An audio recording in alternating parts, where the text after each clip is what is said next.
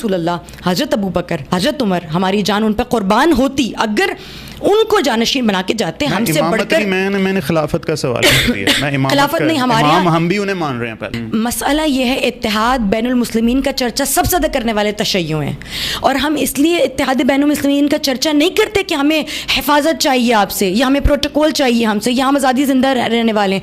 ہم نے حسین کے نام پر جانیں قربان کرنا سیکھی ہیں. ہم صحابہ کو ناقابل احترام کہہ کے آپ کہاں سے اتحاد بین ہم کسی حضرت علی نے ان 3 خلفائے راشدین کے اوپر اگر انہوں نے کوئی بھی پروٹیسٹ نہیں کیا, انہوں نے صبر کر لیا, تو why the Shia of this time, ان کو کیا بے صبری ہے اپنے امام کی بات کو مانے نا. کیوں آج یہ نکال کے یہ فروٹ نہیں فروٹ پہ بیٹھی مکھی دیکھ کر ہم لوگ اختلافات کیوں کھول کے بیٹھے ہیں؟ ابھی جو ہمارے پاس موجود ہے قرآن وہ اسی حضرت عثمان کے دور میں جمع شدہ قرآن ہے, لیکن اسے جمع حضرت عثمان نے نہیں کیا. یہ ان کے دور میں ضرور جمع ہوا, لیکن اس میں کوئی عمل دخل حضرت عثمان کا نہیں ہے. لیکن اس کے باوجود بھی آپ کا وضو کا طریقہ کسی کتاب میں آپ مجھے دکھائیں, آپ کی کسی کتاب میں آپ کے وضو کا طریقہ رسول اللہ سے لکھا اور ثابت ہو. شیعہ کی پہلی پہچان آپ گوگل پہ لکھیں شیعہ, آگے آئے گا شیعہ کافر, شیعہ کافر, کیا آتا ہے کافر شیعہ کافر. ہاں جی. And I am clearly I want to say کہ ہم امیر المومنین کی پیروی, ان کی فضیلت, ان کی اور ان کی محبت کسی بھی بیس پر اس کا سبب علی سے محبت نہیں ہے, اس کا سبب رسول اللہ کی پیروی ہے, اس کے علاوہ کچھ بھی نہیں ہے. جس طرح نبی منصوص من اللہ ہوتے ہیں, نبی شورا کے بنائے ہوئے نہیں بنتے, تو امامت نبوت سے بڑا درجہ ہے. امامت نبوت سے بڑا درجہ. جی ہاں. اگر آپ کی بیوی آپ کو اچھی نہیں بھی لگتی, وہ بن سچ سور کے آئے, آپ تعریف کر جھوٹی تعریف, جتنا جھوٹ بول سکتے ہیں بولیں. اللہ کا گناہ نہیں ہے. نہیں, گناہ تو بہت دور کی بات ہے. اس سچ کے مقابلے جو آپ اس کو بولیں گے تم اچھی نہیں لگ رہی, اس کے مترادف یہ جو جھوٹ ہے, جھوٹ کا گناہ تو کیا ثواب ملے گا. السلام علیکم dear fellows, welcome to F K podcast. میرے سے اکثر یہ اعتراض رہتا ہے کہ میں جب بھی پوڈ کاسٹ کرتا ہوں انٹرسیکٹ ہارمونی کے اوپر, اسپیسیفکلی جب میں شیعاز کے جو ٹاپکس ہیں ان کو جب میں ڈسکس کرتا ہوں, تو میں کسی مستند عالم کو اپنے پاس نہیں بلاتا.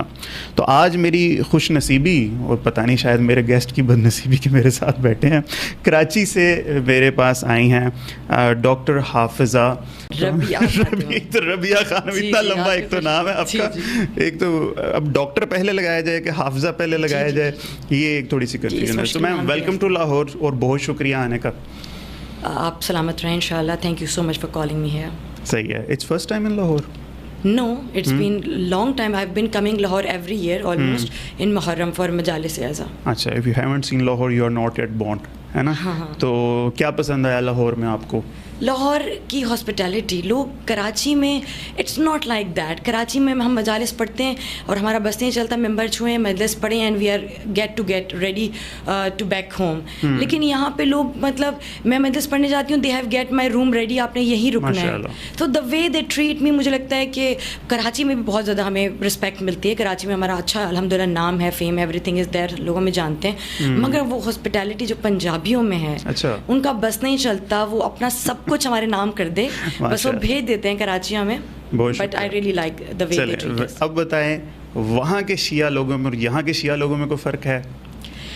مجھے ایسا لگتا ہے کہ کراچی کے شیعہ زیادہ باشعور ہیں. مجھے پسند یہاں کے شیعہ ہیں, عقیدت مندی سے بھرے ہوئے. جب ہم ممبر سے اترتے ہیں, ہمارا ہاتھ چومنا, پکڑنا, گلے لگانا, اور جتنی عزت لاہوری دیتے ہیں اتنی عزت کراچی والے نہیں دیتے. لیکن کراچی والے از لائک بہت بافہم باشعور لوگ ہیں, اور وہ بت پرستی نہیں جانتے. مثلاً لوگوں کو ایک خاص لیول پر لے جا کر انہیں اتنی عزت دینا کہ لوگ اپنے آپ کو پتہ نہیں کیا سمجھنے لگے. کراچی والے نہیں جانتے, کیونکہ وہ بھی اپنے آپ کو آلریڈی کچھ سمجھتے ہیں.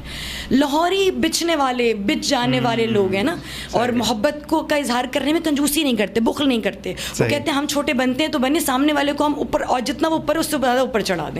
کیا بات ہے. تو بس اس محبت سے مجبور ہو کر یہاں آنا ہوتا ہے. جب بے لوس بہت زیادہ محبت کی طلب ہوتی ہے, ہم کہتے ہیں لاہور آ جائے. کیا بات ہے, زبردست. چلے میم, سوال میں بڑا ہی بنیادی اور بیسک سوال کی طرف آؤں گا. جی بسم اللہ. کہ اگر مجھے کوئی ڈیفائن کر دے وٹ میکس ون اے شیعہ, ہوتا کون ہے شیعہ؟ میں کہوں کہ میں شیعہ ہوں, تو کیا وہ چیز ہے جسے مانوں تو میں شیعہ ہو سکتا ہوں اگر میں ہونا چاہوں؟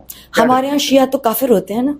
ہمارے یہاں دیوار پر شیعہ کی پہلی پہچان, آپ گوگل پہ لکھیں شیعہ, آگے آئے گا شیعہ کافر شیعہ کافر کیا آتا ہے؟ کافر شیعہ کافر. ہاں جی. جو ہی آپ لفظ شیعہ لکھتے ہیں اس کے ساتھ آپ کو کفر کا فتویٰ پہلے مل جاتا ہے. یعنی وہ حضور اکرم صلوات اللہ علیہ وآلہ وسلم جو کافر کو بھی دیکھ کر کفر کا فتویٰ نہ لگائیں. ہم وہ خوش قسمت تو ہیں مگر کہلائے جانے والے اور مانے جانے والے وہ بد نصیب لوگ ہیں جنہیں مسلمان بھی نہیں مانا جاتا. شیعہ تو بہت دور کی بات ہے, میں مسلمان ہی نہیں, ہمارے ساتھ جو ٹائٹل لگتا ہے وہ کفر کا ٹائٹل لگتا ہے. سب سے پہلے جو یہ لفظ شیعہ ہے یہ ایسا نہیں ہے کہ آج کے دور بن گیا 250 سال 300 سال پہلے, نہیں. یہ جو لفظ شیعہ ہے یہ قرآن میں بھی آ چکا ہے.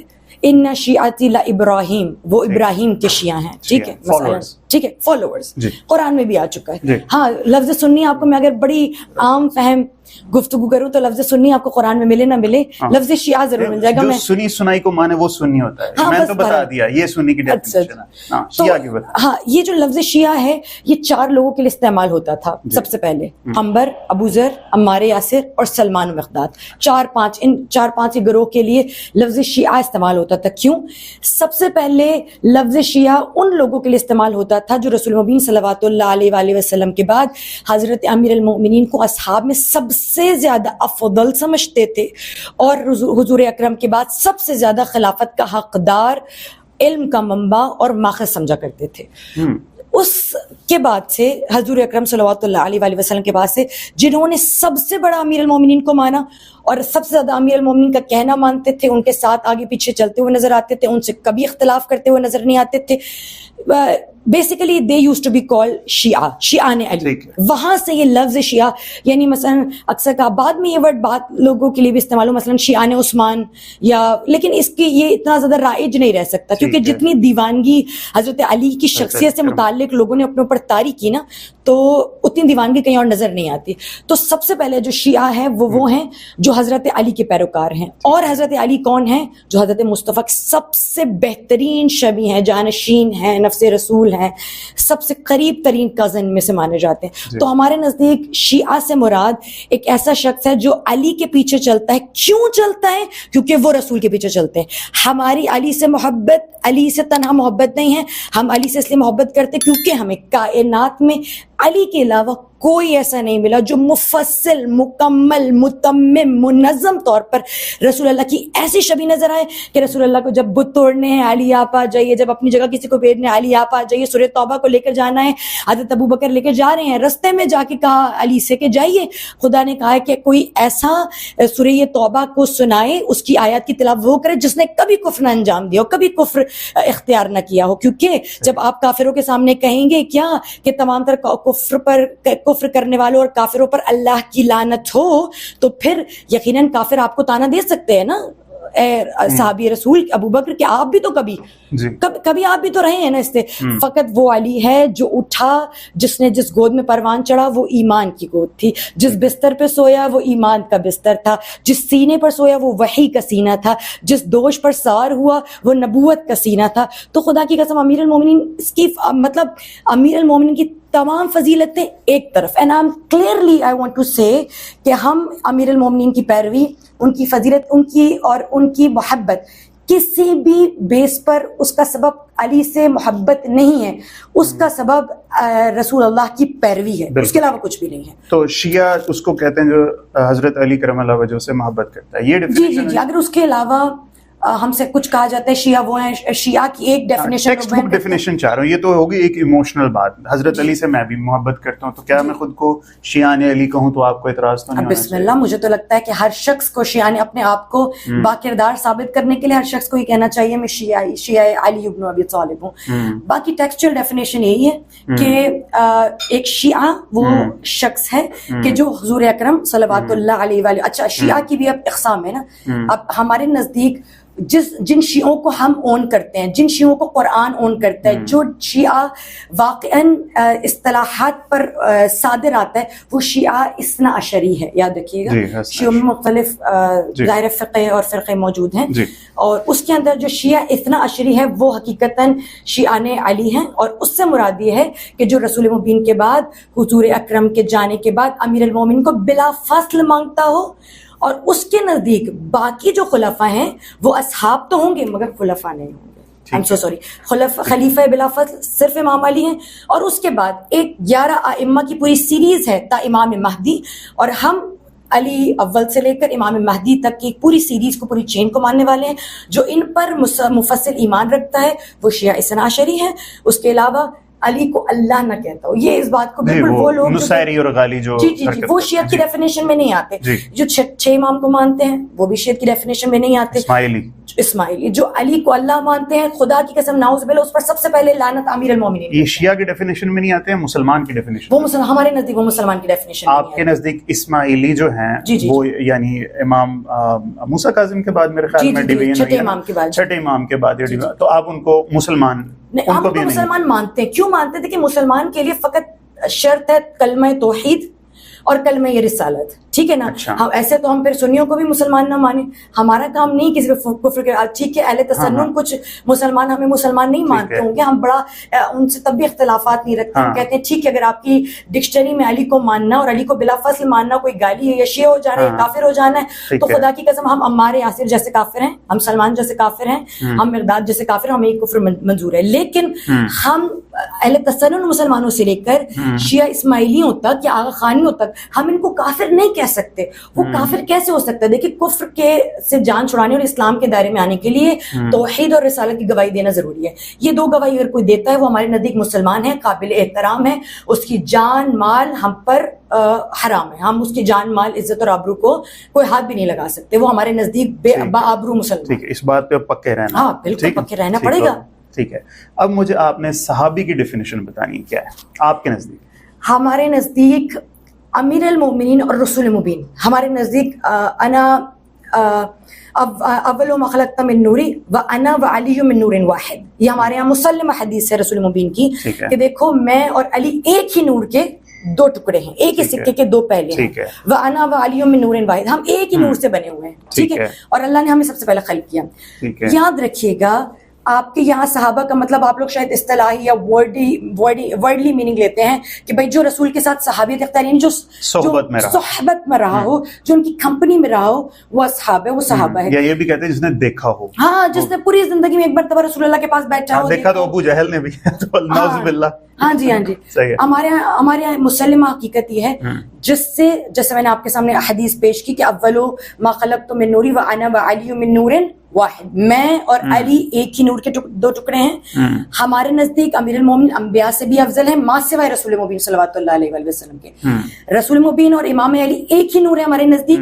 ہاں اللہ کے بعد جو سب سے بڑی ہستی جسے ہم مانتے ہیں وہ, اس میں کوئی مبالغہ نہیں ہے, اس میں کوئی بات نہیں کہ میں پوڈ کاسٹ میں, وہ رسول اللہ کی ذات ہے. اور اتنے بڑے علی جن کو ہم بیان کرتے ہیں کہ علی افضل المجاہدین ہے, اول المومنین, یہ سب چیزیں ہم بعد میں کہتے ہیں. وہ علی جو اتنا بڑا ہے وہ رسول کی نالین سیدھی کرنے والا ہے, وہ غلام رسول ہے. اس کے باوجود ہم ایک بات پر ثابت قدم ہیں اور رہیں گے, وہ یہ کہ جس نے رسول اللہ, امیر المومنین اور خصوصاً یہ ارباب خمسہ یعنی پنجتن 5 ہمارے تمام ائمہ جن نے ان کے ساتھ وفاداری کی, محبت نبھائی, انہیں کوئی کم از کم ضرر نہ پہنچایا ہو, ٹھیک ہے, اور پھر ان کے ساتھ رہے, وہ صحابی ہیں. لیکن اگر کوئی ان کے ساتھ زندگی بھر بھی رہا لیکن لمحہ بھر بھی ان کو ایذا دی, ان کو تکلیف پہنچائی, یا یہ ان سے ناراض چلے گئے, ہمارے نزدیک ہوگا صحابی لیکن شاید قابل احترام نہ ہو.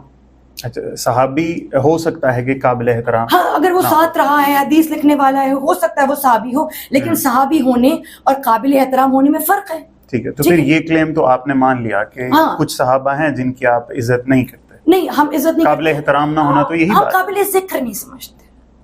ہم ذکر کرتے ہیں, ہم مقداد. میں آپ سے, چلیں آپ سوال کریں, آپ لوگ ہم سے ایک ہی سوال کرتے ہیں نا, آپ لوگوں کا اصل میں مسئلہ یہ ہے آپ لوگوں نہ کریں, چلیں ٹھیک ہے, عوام جنرلی عوام کی بات کریں, میں ان کو ریپرزینٹ نہیں کر رہا, میں آپ کی سائڈ پہ ہوں. چلیں ٹھیک ہے, آپ میری سائڈ پہ, اب آپ میری سائڈ پر ہوں گے تو پروگرام نہیں دیکھیں گے, مسئلہ یہ بولیں گے یہ تو شیعہ پوڈ کاسٹ, آپ شیعہ تو نہیں ہیں ویسے. میں شیعہ علی ہوں الحمد للہ. اچھا, لیکن اگر وہ والی ڈیفینیشن اگر آپ نماز کا ہاتھ کھول کے پڑھتے ہیں, بیٹھ کے باندھ کے پڑھتے ہیں, میں کبھی کبھی کھول کے پڑھ لیتا ہوں. اچھا ٹھیک ہے, اب یہ میری بیگم میرے سے ناراض ہوگی, ٹھیک ہے, میں ہاتھ چھاتی پہ باندھ کے بھی کبھی کبھی پڑھ لیتا ہوں. اچھا, ٹھیک ہے, کیونکہ میں مانتا ہوں کہ یہ اختلاف باعث رحمت ہے, نبی پاک کی ہر سنت اس سے جاگ رہی ہے. ٹھیک ہے. آپ کے ہاں بھی جنہوں نے کام کیا ہے وہ تہجد گزار, روزے رکھنے والے, بہت انہوں نے محنت کر کے کی ہے, تو اگر وہ کہتے ہیں کہ ہاتھ چھوڑ کے پڑا جائے تو میں اسے اگنور نہیں کر سکتا. مگر ہمارے ہاں اگر کوئی امام مالک کے ماننے والے سب اگر کہتے ہیں کہ ہاتھ باندھے تو لہٰذا نبی پاک نے ہر طریقے سے کام کیا ہوگا. ٹھیک ہے. تو میرے خیال میں نماز کا مغز اصل میں کچھ ہو رہا ہے, یہ چیز شاید نہیں تھا. ٹھیک ہے. تو اس لحاظ سے اگر آپ مجھے ماننا چاہیں تو مان سکتی, بہرحال اس سے کوئی فرق نہیں پڑتا. صحابی کی ہم بات کر رہے تھے. تو جہاں پہ آ جاتا ہے ایشو ایٹم بم, ہم شروع میں ہی چلا دیتے ہیں. نہیں, ہمارا مسئلہ یہ کہ اب جو ہمارے مخالف ہوتے ہیں نا, ان کو وہ جو تمام تر ہمارے درمیان یکسانیت ہے, ایک جیسی چیزیں ہیں, وہ جو سملیرٹیز ہیں, وہ جو ہم ایک جگہ اکٹھا کرتے ہیں, انہیں اس سے کوئی مسئلہ نہیں ہے. مسئلہ یہ ہے اتحاد بین المسلمین کا چرچا سب سے زیادہ کرنے والے تشیع ہیں, اور ہم اس لیے اتحاد بین المسلمین کا چرچا نہیں کرتے کہ ہمیں حفاظت چاہیے آپ سے, یا ہمیں پروٹوکول چاہیے ہم سے, یا ہم آزادی زندہ رہنے والے ہیں. ہم نے حسین کے نام پر جانیں قربان کرنا سیکھی ہیں. نہیں, صحابہ کو ناقابل احترام کہہ کے آپ کہاں سے اتحاد بین المسلمین, ہم کسی صحابی ناقابل ذکر کہہ کے نہیں. میرا مسئلہ آپ سے, میرا آپ سے سوال, اور کسی بھی شخص سے جو ہم سے یہ سوال کرتا ہے کہ آپ صحابہ کا ذکر کرتے نہیں کرتے, ان کے بارے میں احترام کرتے نہیں کرتے, ہم تمام اصحاب کا احترام کرتے ہیں. میں آپ سے یہ سوال کرنا چاہوں گی کہ ان خاص اشخاص کو آپ نکال دیجئے نا کہ اہل بیت علیہ الصلوۃ والسلام سے جن کا اختلاف ہے. اور میں کوئی ایسا تو نہیں نا کہ شیعہ کوئی جنات یا کے پر لگا کے آپ کے سامنے اڑے ہوں, یا اپنی طرف سے اختلافات تو نظر آ رہے ہیں نا. اور خود آپ کی طرف, ہماری طرف نہیں اس حدیث کو مانتے, آپ کی طرف رسول اللہ کی حدیث ابن ماجہ میں بھی لکھا گیا ہے کہ میری امت کے درمیان اختلاف ایک باعث رحمت ہے. تو اچھا ہے اختلاف ہونا, اس سے پتہ چلتا ہے کوئی نہ کوئی اپنی آئیڈیالوجی رکھتا ہے, فکر رکھتا ہے, لیکن ہم اپنی فکر پہ چلنے والے نہیں ہیں. دیکھیے ہمارے نزدیک وہ قابل احترام ہے, قابل ستائش ہے, قابل ذکر ہے, ہم اس کو سر پہ بٹھا کے رکھتے ہیں جس نے حضرت امیر المومنین رسول اللہ کو کبھی ایذا نہیں دی ہو, کبھی تکلیف نہ پہنچائی ہو. باقی جو آپ کا سوال قابل ذکر ہونا ہے, آپ لوگ مجھے بتائیے, یا دوسرے حضرات جو ذکر کرتے ہیں, جو ہم سے سوال کرتے ہیں, وہ مجھے بتائیے, سوائے چند اشخاص کے آپ کو نام کتنے پتہ ہیں, آپ کتنے اصحاب کا آج کے دور میں اگر واقعاً کسی صحابی کے خلاف ذرا سے بولنے پر ایف آئی آر ہو جاتی ہے, اور اگر کسی صحابی سے اختلاف رائے رکھنا یا اس کے خلاف کچھ بولنا ایف آئی آر کی دلیل بنتی ہے, ایف آئی آر آپ کو کاٹنے کا موقع ملتا ہے, تو یاد رکھیے گا اگر کوئی صحابہ کو نہ ماننے والا, صحابہ کو کے خلاف بولنے والا, اگر وہ کافر بن جاتا ہے تو خدا کی قسم تاریخ کے بہت بڑے بڑے نمونے اٹھیں گے, تاریخ کے بہت بڑے بڑے کردار اٹھیں گے, جس نے کائنات کے سب سے بڑی صحابی رسول یعنی امیر المومنین کو سب و شتم کیا ہے.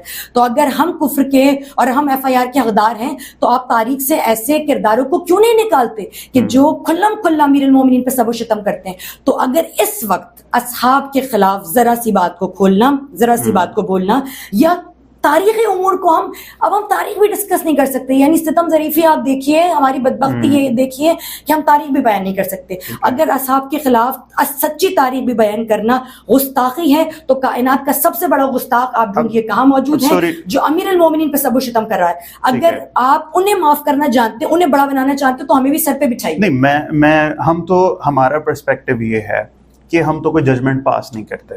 ٹھیک ہے, دیکھیں میم, اس وقت تو نہ آپ موجود تھے نہ میں موجود تھے.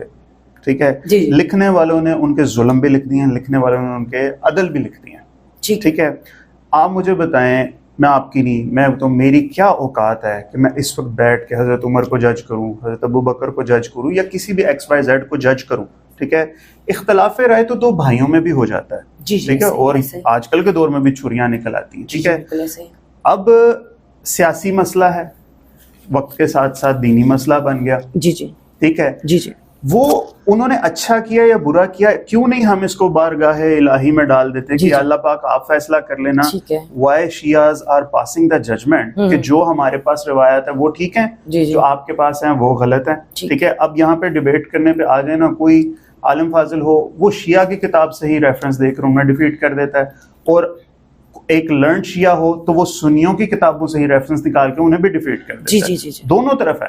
ٹھیک ہے, نہ تو اصول کافی کی ساری حدیثیں ٹھیک ہے, نہ بخاری مسلم کی ساری حدیثیں ٹھیک ہے, یہ قرآن پاک کے علاوہ تو کچھ بھی نہیں ہے. تو ma'am, why are we passing the judgment, why you guys are passing judgment? سب سے پہلے تو ہم ان ججمنٹس کو، اس تحقیق کو، ان مکالمات کو، ان تاریخ کی تمام تر مشکل امور اور باتوں کو سامنے لانے کا مقصد کسی کی دل آزاری نہیں ہے، کسی کی تحقیر اور تذلیل نہیں ہے، کسی کو انسلٹ کرنا نہیں ہے، لیکن تاریخ میں حق پر کون تھا، باطل پہ کون تھا، ہمارے بچوں کو معلوم ہو کس کی جانب جانا ہے، کس کا روش درست ہے، کس کی روش درست نہیں ہے.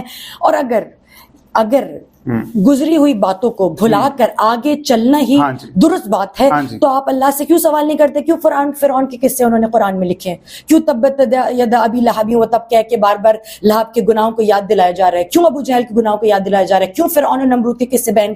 اللہ کو کہیں نا چھوڑ دیں، ہو گیا نا، اب اللہ دیکھ لے گا، ہو سکتا ہے اللہ تو معاف کرنے والا فرعون اور نمرود کو معاف کر دے گا. یہ میٹرز ان میٹرز کے ساتھ کمپیئر کرنے والے نہیں ہے کہ فرعون نمرود کے میٹر کو ہم صحابہ کے میٹر سے کمپیئر کر رہے ہیں. قرآن میں اور بھی دیگر ان سب چیزوں کا شان نزول کوئی نہ کوئی ہے، کسی نہ کسی کانٹیکسٹ کے اندر آیا ہے. ریزن کیا ہے؟ اللہ کیوں بیان کر رہا ہے؟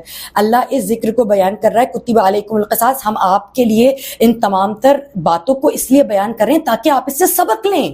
ہم ان چیزوں کو اس لیے بیان کر رہے ہیں کہ اگر آج بھی اہل بیت علیہ الصلوۃ والسلام کے خلاف آپ سر اٹھانے والے ہیں تو آپ دیکھیے آپ کا انجام کہاں پر ہوگا. اور ہمارا نعوذ باللہ، ہم کسی صحابی کے بارے میں کوئی بری بات نہیں کرتے، مگر بس ہم یہ چاہتے ہیں ہمیں اجازت دی جائے کہ جو جس نے جیسا کیا ہے وہ بیان کیا جائے، جو اہل بیت پہ ظلم ہوا ہے، مظلوم کون ہے، ظالم کون ہے، اس پر بیان. کیونکہ اگر وہ کام جو سقیفہ میں ہوا، جو کام رسول مبین کے جانے کے بعد ہوا، اگر وہ کام نہ ہوتا تو میرے نزدیک مجھے ایسا لگتا ہے کہ پھر ہمیں ایک ایسی چین آف لیڈرشپ مل جاتی ہے امیر المومنین کے بعد.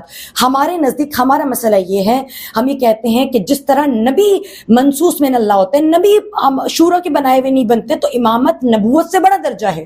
امامت نبوت سے بڑا درجہ. جی ہاں، آپ قرآن کھول کے دیکھیے، اللہ نے ابراہیم کو نبوت دی ہے، صاحب شریعت ہیں، صاحب کتاب ہیں، رسول ہیں، بڑے رسول ہیں. اس کے باوجود جناب ابراہیم دعا نہیں کرے کسی چیز کی، لیکن جب کہا وَإِذِ ابْتَلَىٰ إِبْرَاهِيمُ، اے ابراہیم ہم نے آپ کو چن لیا ہے اور ہم آپ کو امامت دے رہے ہیں، تو حضرت ابراہیم نے نہ نبوت مانگی اپنے بچوں کے لیے، نہ کچھ اور. پروردگار مجھے امامت مطلب لیڈرشپ، یہ امامت وسیع کے بعد چلنے والی، یہ امامت کچھ اور ہے، وہ امامت کچھ اور ہے. اور اس امامت میں ہمارے نزدیک کوئی فرق نہیں ہے.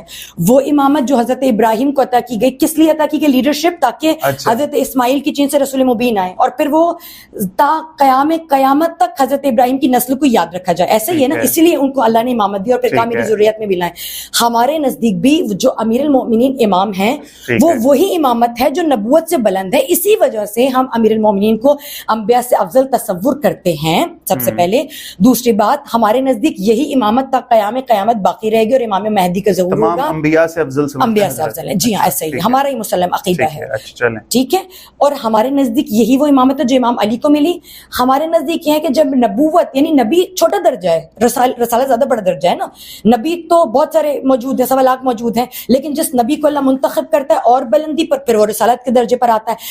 ہمارے نزدیک رسالت سے بھی اوپر کا درجہ ہے امامت کا. اور جب ہمارا موٹف یہ ہے، ہمارا مسئلہ یہ ہے کہ جب اللہ نبوت کو کسی اور کے ہاتھے نہیں چڑھنے دے رہا کہ میں کسی کو نہیں سلیکٹ کرنے دوں گا، شورا نبوت سلیکٹ نہیں کرے گی، امامت کیسے سلیکٹ ہو سکتی ہے؟ یعنی یہ عجیب سی بات نہیں. مجھے اس چیز کا منطق بتایا نا. نبی پاک نے انہیں وسیع بنایا، کوئی شک نہیں، ٹھیک ہے، بالکل بتایا. ہمارے جانشین بنایا. اس چیز میں پولیٹیکل لیڈرشپ کیسے آ جاتی ہے؟ احادیث معصوم اور احادیث رسول اللہ میں کیا ہمیں نہیں ملتا؟ سیاست میں ملتا ہے. امام بخاری نے لکھا ہے کہ میرے بعد 12 امام، جیسے حضرت موسیٰ کے 12 حوارین، اس طرح میرے بعد 12 امام آئیں گے. ہمارے نزدیک امامت کا تصور منصوص من اللہ ہے. یعنی یہ جو امام علی کو ہم امام علی کہتے ہیں، اپنی منشا اور مرضی سے نہیں کہتے. ہماری جان رسول مبین پر قربان، چونکہ رسول اللہ نے، اگر رسول اللہ، حضرت ابوبکر، حضرت عمر، ہماری جان ان پر قربان ہوتی، اگر ان کو جانشین بنا کے جاتے ہم سے بڑھ کر. میں نے خلافت کا سوال کیا. خلافت نہیں، ہمارے یہاں ہم بھی انہیں مان رہے ہیں پہلا، ٹھیک ہے. خلافت کی بات کر رہا ہوں میں کہ وسیع بنایا، وسیع میں پولیٹیکل لیڈرشپ کیسے آ جاتی ہے؟ ہمارے ہاں امامت اور خلافت ایک ہی ہے. ہم یہی تو سمجھتے ہیں. ہم سمجھتے ہیں اگر کوئی امام، آپ کے نزدیک جو بھی میں نے آپ کا مائنڈ سیٹ ریڈ کیا وہ یہ ہے، امام کا مطلب ہے بڑا عابد ہوگا اور لوگ اس کے پیچھے نماز پڑھیں گے. ٹھیک ہے، جیسے مس ریڈ کیا آپ نے. ٹھیک ہے، چلیں بتائیں آپ. جیسے رسول اللہ نبوت کے درجے پہ ہوتے ہوئے قرآن بھی سنا رہے ہیں، پولیٹیکلی مدینے کو لے کے بھی چل رہے ہیں، پولیٹیکل ڈیسیجن بھی لے رہے ہیں. ان کو اچھا، وہ کمانڈر ان چیف بھی ہیں، وہ اپنی آرمی کے چیف کمانڈر ان چیف بھی ہیں. وہی اسکول بھی چلا رہے ہیں, وہی NGOs بھی دیکھ رہے ہیں. یعنی ون مین آرمی کون ہے؟ رسول اللہ ہے. ہمارے نزدیک جسے رسول اپنا جانشین بنا رہا ہے وہ ہو بہو رسول سے ایک نیچے درجے, لیکن ہو بہو تمام تر کار رسالت جو رسول اللہ ایز اے نبی انجام دیتے تھے, سوائے پیغام بری کے, یعنی پیغام کے آنے اور پیغام کے پہنچانے کو چھوڑ کر تمام تر چیزیں امام میں منتخب ہو جاتی ہیں. تبھی تو روز غدیر کی آیت نازل ہو, الیوم اکملت لکم دینکم. آپ بتائیے نا غدیر میں کون سا پیغام نازل کیا؟ نماز پہلے آ چکی ہے, حج اس سے پہلے نبی ہجری میں آ چکا ہے, وہ تو میں نے مان لیا غدیر خم مانا. تو پھر آپ یہ بتائیں, آپ بہت بڑا اسکول کھولیں, آپ اتنی محنت کریں, آپ کا بہت بڑا دماغ ہو, تب بھی آپ عقل کل نہیں ہو سکتے. جب آپ اس دنیا سے جائیں گے نا, کم از کم آپ کی عقل یہ کہے گی کوئی اپنے جیسا یا ذرا سا تھوڑا کم اس کو مقرر کر کے جاؤں. میری اتنی بڑی اسٹیٹ کو چھوٹا ہی اسکول ہے, کون دیکھے گا؟ یہ تو اللہ کے سسٹم میں آپ نے نقص پیدا کر دیا شورا ڈال کر کے. دین تو اللہ بنائے, لیکن اس کا جو امام ہے, اس کا جو خلیفہ ہے, وہ شورا منتخب کرے گی. یہ مجھے سمجھ میں نہیں آتی. ہمارے یہاں یہ کہ جب نبی منصوص من اللہ ہے, امام منصوص من اللہ ہے, یہ وہی امامت ہے جو قیامت تک جاری رہے گی. ہمارے نزدیک ہمیں کیوں کچھ لوگوں سے اعتراض ہے, وہ اعتراض اس لیے ہے کہ اگر امام علی امام بن جاتے منصوص من اللہ, اس کے بعد امام حسن, ہم یہ سمجھتے ہیں کہ اللہ کی جانب سے یہ جو لیڈرشپ کی چین ہے یہ چلتی رہتی, اور شاید ظلم اور امت کی جو آج ہی حالت ہے, انتشار ہے, اختلاف ہے, پریشانیاں, یہ مسائل آج نہ ہوتے. دوسرا, آپ پلیز تھوڑا سا اپنے, مجھے لگتا ہے آپ سے مرادی عوام کو, اہل تسنن عوام کو اور جو سلفی حضرات ہیں, انہیں اپنے سوچ اور دائرے اور نظریے اور مجھے لگتا ہے کہ منبع فکر کو ذرا بڑھانے کی ضرورت ہے. وہ بجائے اس کے کہ کچھ اصحاب کے پیچھے لگنے کے, کبھی وہ پوچھا کریں ہمارے یاسر کا قاتل کون ہے, کبھی یہ پوچھیں کہ حضرت ابھی آئے نا, کبھی بات کریں بلال حبشی کو اذان دینے سے کس لیے روک دیا گیا رسول اللہ کے جانے کے بعد, کبھی یہ بھی پوچھیں ہمارے یاسر کا کیا حال ہوا, کبھی پوچھیں ابو ذر غفاری کو اتنی دور کیوں صحرا میں بھیج دیا گیا. ان کے بارے میں بھی کام کیا کریں نا, کبھی ان سے بھی, ان پر بھی اسی طرح اٹھائیں کہ جو لوگ حضرت ابو ذر جیسے, مقداد جیسے, سلمان جیسے لوگوں کو ایسے دربدر کر رہے ہیں رسول اللہ کے جانے کے بعد, جس ان کو کوئی حق ہی نہ ہو. نہیں, یہ جو صحابہ کی جو بانٹ ہے یہ تو آپ نے بھی کی ہوئی ہے, ہم نے نہیں صرف کی, اس پہ میں بھی آتا ہوں. مجھے بس ایک بات کا جواب دیجیے کہ جب خلافت دی گئی ہے حضرت ابو بکر کو, حضرت عمر کو, حضرت عثمان کو, ٹھیک ہے, اس پہ اگر حضرت علی نے صبر کیا ہے, ٹھیک ہے, وہ شکشقیہ کے اندر میرے خیال میں شکشقیہ کے اندر آپ تو حافظہ شکشقہ, اس کا نام شکشقہ ہے, اور شکشقیہ کہتے ہیں یعنی وہ شکشقہ والا, کیونکہ مجھے اتنا وہ نومنکلیچر کا نہیں پتا. آپ تو حافظہ نہج البلاغہ کی, ٹھیک ہے, اس کے اندر انہوں نے بتایا بھی ہے کہ حضرت عثمان کے ٹائم پہ وہ ناراض ہو کے چل پڑے, حضرت عبد الرحمن ابن عوف کے کہنے پہ انہوں نے مان لی ان کی خلافت اور بیعت کر لی, مگر کہا کہ ظلم ہے, بہت بڑا ظلم. ٹھیک ہے, یہ چیز ہے. حضرت علی نے ان 3 خلفائے راشدین کے اوپر اگر انہوں نے کوئی بھی پروٹیسٹ نہیں کیا, انہوں نے صبر کر لیا, تو why the Shia of this time, ان کو کیا بے صبریہ اپنے امام کی بات کو مانے نا. کیوں آج یہ نکال کے یہ فروٹ پہ بیٹھی مکھی دیکھ کر ہم لوگ اختلافات کیوں کھول کے بیٹھے ہیں؟ سب سے پہلے اختلاف کی وجہ ہر وقت تلوار اٹھانا نہیں ہے. سب سے پہلے اس وقت مسلمانوں کے حالات اس طرح کے نہیں تھے کہ اس وقت تلوار اٹھائی جاتی. حضرت امیر المومنین سے رسول اللہ نے وعدہ لیا تھا کہ میرے جانے کے بعد آپ تلوار نہیں اٹھائیں گے. ہمیں کچھ روایات میں یہ بات ملتی ہے. اس وقت مسلمانوں کے حالات ایسے نہیں تھے. اس وقت کچھ مصلحت ایسی تھی کہ بیرون ممالک میں اور بحیرہ عرب سے باہر اسلام پھیل رہا تھا, ٹھیک ہے, اور اگر اس وقت کوئی آواز حضرت امیر المومنین اٹھاتے, تلوار اٹھاتے, اور آپس میں یہاں پہ لڑائی جھگڑے شروع ہو جاتے ہیں نا, کیونکہ اگر امیر المومنین تلوار اٹھاتے تو اس میں کوئی شائبہ, کوئی غلط فہمی, کوئی ابہام ہے ہی نہیں کہ علی کی تلوار سے تو دشمن لڑتے تھے. جو قریب رہنے والے وہ تو خوب جانتے ہیں کہ جب یہ تلوار چلے گی تو پھر کوئی باقی نہیں بچے گا. تو یہ جاننے والے لوگ موجود تھے نا, تو حقیقتاً امام اس خلافت کو حاصل کر ہی لیتے. ٹھیک ہے, اس وقت خاموش رہ جانے کا مقصد بہت ساری مصلحتیں تھیں. باہر اسلام پھیل رہا تھا. اب یہاں پر اگر جنگ و جدال و لڑائی ہوتی تو ظاہراً باہر ایک عجیب امیج کریٹ کرتا کہ یہ لوگ تو جنگ کے لیے لڑ رہے ہیں, تاج کے لیے لڑ رہے ہیں. ہمارا مسئلہ سقیفے سے, ہمارا مسئلہ یہ ہے کہ شورا میں بیٹھ کر لوگوں کو فیصلے نہیں کرنے چاہیے تھے. 1 لاکھ سوا لاکھ مجمع کے سامنے اگر اللہ تعالیٰ قرآن پاک میں کہتا ہے تو آپ کو کیوں اعتراض؟ خلافت کے انتخاب کے لیے نہیں کہتا. اچھا جی, ہر جگہ پر, یعنی یہ وہ کام ہے جو کچھ کام اللہ کے لیے چھوڑے جانے چاہیے نا. معاف کیجیے گا, اللہ تعالیٰ نے تو ہم سے کمیونیکیٹ کرنا بند کر دیا ہوا ہے. ہاں, تو کتنے عرصے کا, تو آج تک اگر یہ چلے تو چلتا, تو کیسے چلتا؟ امامت بھی بند ہو گئی, امامت بند ہوئی ہے, لیکن اگر کوئی امام منصوص من اللہ ہو, اس کا علم وہ غیبی علم کا متحمل ہوتا ہے جناب. ٹھیک ہے, ہمارے نزدیک امام پر صرف وحی کی جو ترجمانی ہے, وحی کی تنزیل ہے, وحی کا آنا جانا وہ بند ہو جاتا ہے, لیکن الہام کی کیفیت اور علم غیب کی کیفیت, تمام تر معاملہ فہمی کی کیفیت, تمام تر اس وقت کے حاضر مسلمانوں میں امیر المومنین کا فہم اور بصیرت سب سے زیادہ تھی. اور انہیں کیا کیا کہ اب جب تم کیا کیا کہ سائڈ پہ کیا کہ علی آپ تو اتنی نوجوانی میں خلافت, اتنے بوڑھے بوڑھے موجود ہیں, آپ اتنی نوجوانی میں خلافت لے لیں گے. دوسرا, علی آپ تو یہودیوں کو ختم کرنے میں, نصارہ کو ختم کرنے میں, کفار و مشرکین کو ختم کرنے میں سب سے آگے ہوتے تھے. ہم زیادہ لوگ آپ کا چہرہ پہچانتے, اگر آپ کو خلیفہ بنا دیں تو لوگ تو آپ کو دیکھ کے ڈر جائیں گے اور دور بھاگ جائیں گے اسلام سے. یہ آپ دیکھیں اس طرح کی جہد پیش کی جا رہی ہے, بجائے اس کے کہ جو ابن ام رسول ہو, جو داماد رسول ہو, جو رسول اللہ کے سب سے زیادہ قریب ترین ہو, بجائے اس کے جو شعور, فہم, علم, حلم, تحمل سب سے زیادہ ہو. اس وقت دیکھیں کسی سے چھپی نہیں حضرت علی کی فضیلت. یہ 3 معیار تھے فضیلت حضرت امیر المومنین کو خلیفہ نہ بنانے کے. ایک کہ علی تم بہت چھوٹے ہو, دوسرا تم کفار اور ناقدین اور مارکین کے قاتل ہو, ایسا نہ ہو کہ لوگ تمہیں دیکھ کر پیچھے ہٹ جائیں, دوسرا آپ سے بڑے بڑے لوگ موجود ہیں. ٹھیک ہے, اس بنا پر امیر المومنین کو خلافت سے ہٹانا بالکل ٹھیک نہیں تھا, بالکل درست نہیں تھا. نمبر 1 بات تو یہ ہے. دوسرا سوال کیا تھا آپ کا؟ سوال یہ ہے امامت کے بغیر آپ آج پھر کیسے بیٹھے ہیں؟ ہاں, اب کیوں چین آیا ہوا؟ جی اس وقت جیسے کہ میں آپ کو بتا رہی تھی کہ امیر المومنین نے معاملہ فہمی کے تحت تلوار نہیں اٹھائی, لیکن یہ بات کس اینگل سے آپ ثابت کر رہے ہیں کہ امام پرسکون تھے؟ جب امام کو بولنے کا موقع, خطبہ شکشکا جس کا آپ نے حوالہ دیا, جب امام کو بولنے کا موقع مل رہا ہے, امام تینوں کے خلاف یا جو اس وقت جو حضرات اس تمام تر شورا میں شامل ہیں یا خلافت کے تعین میں جو لوگ شامل ہیں, ان کے امام خلاف نہیں بھی بول رہے تو ان سے ناراضگی. اچھا, میرا آپ سے سوال یہ ہے کہ اگر امام کی خاموشی امام کا تحمل ثابت کرتی ہے, یا امام کی ان سے دوستی ثابت کرتی ہے, یا یہ ثابت کرتی ہے کہ امام اس فیصلے پہ راضی تھے. اب یہ کہہ رہے ہیں نا کہ بھئی تمام تر خلفاء راشدین پر امام تو راضی تھے, تو آپ راضی کیوں نہیں ہو جاتے؟ ان کی خاموشی ان کی رضامندی نہیں تھی. ہمیشہ خاموشی رضامندی کی علامت نہیں ہوا کرتی. آپ مجھے یہ بتائیے, رسول اللہ کے بعد وہ جو جنگوں میں سب سے زیادہ آگے ہو, وہ جو حق کے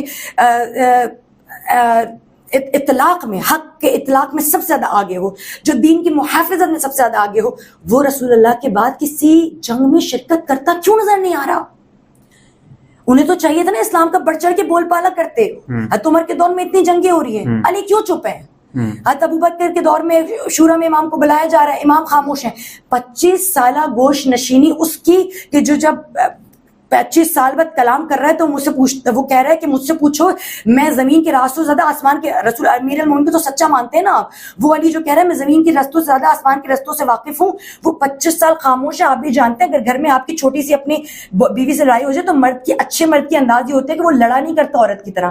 اچھے مردوں کا کام یہ ہوتا ہے کہ وہ جب دیکھتا ہے کہ میری بات کو سمجھنے والا سامنے موجود نہیں, وہ خاموش ہو جایا کرتا ہے. تو صاحب آپ کا بھی اپنے گھر میں بیوی سے یہ انداز ہوگا, اور بیوی کو سب سے چڑ اس بات سے ہوگی کہ آپ چپ کیوں ہو جاتے ہیں, آپ خاموش کیوں ہو جاتے ہیں ناراضگی میں. جی ہاں, آپ زیادہ سمجھتے ہوں گے اس بات کو, میں بھی زیادہ سمجھتی. توجہ آپ, یقیناً امیر المومنین کی خاموشی رضامندی کی علامت نہیں ہے, اس بات کی علامت ہے وہ سنگین ناراض ہے. وہ رسول اللہ کے بعد کسی جنگ میں حصہ نہیں لے رہے, وہ شورا میں نہیں بیٹھ رہے, وہ عوامی سیاسی حکومتی اقدام میں حصہ نہیں لے رہے. اور کیا ثابت کرتا ہے کہ علی اختلاف رکھتے ہیں اور کھلا اختلاف رکھتے ہیں. اور جب حضرت امیر المومنین کے پاس خلافت لے کر آئی گئی اور خلافت کی پیشکش کی, امام فرماتے ہیں آپ کیوں میرے پاس آئے ہو؟ اس کا مطلب دیکھیں, یہ تو بات آپ مانتے نا, امیر المومنین اپنے آپ کو سب سے زیادہ حقدار خلافت کا سمجھتے تھے, اور علی وہ ہے جس کے بارے میں رسول مبین فرماتے ہیں الحق مع علی و علی مع الحق. علی وہ ہے جس کے بارے میں رسول اللہ مبین فرماتے ہیں کہ یہ عمل کرتا ہے, قرآن کی آیات نازل ہوتی ہیں. تو علی کو اگر آپ حق پر سچ پر سمجھتے ہیں تو وہ علی ہی 4تھی مرتبہ خلافت پیش کرنے پر غصہ ناراضگی کا اظہار کر کے کہہ رہے اب کیوں آئے ہو میرے پاس جب تم نے دین کا بیڑا غرق کر دیا.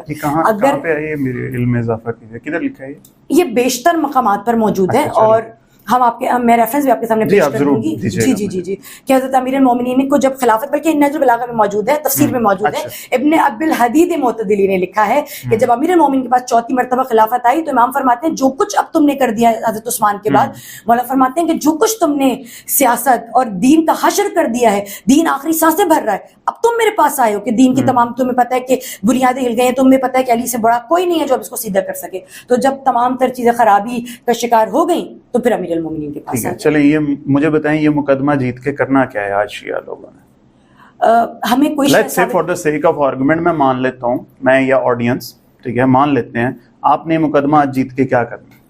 ہم نے کیا مل جائے لوگوں کو اہل بیت علیہ الصلوۃ والسلام کے دروازے سے وابستہ کرنا ہے, لوگوں کو حقانیت اہل بیت سے وابستہ کیا یہ مانے بغیر نہیں ہو سکتا کیا ہم حضرت علی کے مقام کو کوئی نیچا کر رہے ہیں, یا ہم آپ کو کون سا نان شیعہ میں سنی کہ جو کہتا ہوا ملے کہ حضرت ابو بکر حضرت عمر یہ حضرت علی سے زیادہ افضل ہے, ایسی کوئی بات کوئی آپ کو کہتا ہوا ملے؟ تو پھر خلافت کیوں دی آپ نے؟ خلافت از اے ٹوٹلی ڈفرنٹ. اس میٹر پہ میں تو یہاں پہ آگے بات کو ختم کر دیتا ہوں کہ اللہ تعالیٰ معاف فرمائے قیامت کے دن میری کوئی ایکسپلینیشن اللہ تعالیٰ کال نہ کر دے کہ who the heck are you to judge on these people, تمہاری اوقات کیا ہے. ٹھیک ہے, آپ عالمہ ہیں, آپ سے ایک ڈفرنٹ معاملہ ہوگا کیوں آپ نے پڑھا ہے, میں تو پڑھا نہیں. ٹھیک ہے, میں تو جو پڑھنے بیٹھتا ہوں تو مجھے تو ڈفرنٹ اسکول آف تھاٹ, ہر بندہ بہت زیادہ کنونسنگ, وہ شیعہ بھی کنونس کر دیتا ہے, ہمیں تو سنی بھی کنونس کر دیتا ہے. یہ تو کیوس کا دور ہے, اے آئی کا, مس انفارمیشن کا, اور ہر جگہ پہ ہم یہ چاہتے ہیں اہل بیت کو ہمارے نزدیک. میں تو کہتا ہوں کہ معاف کر دیں سب کو.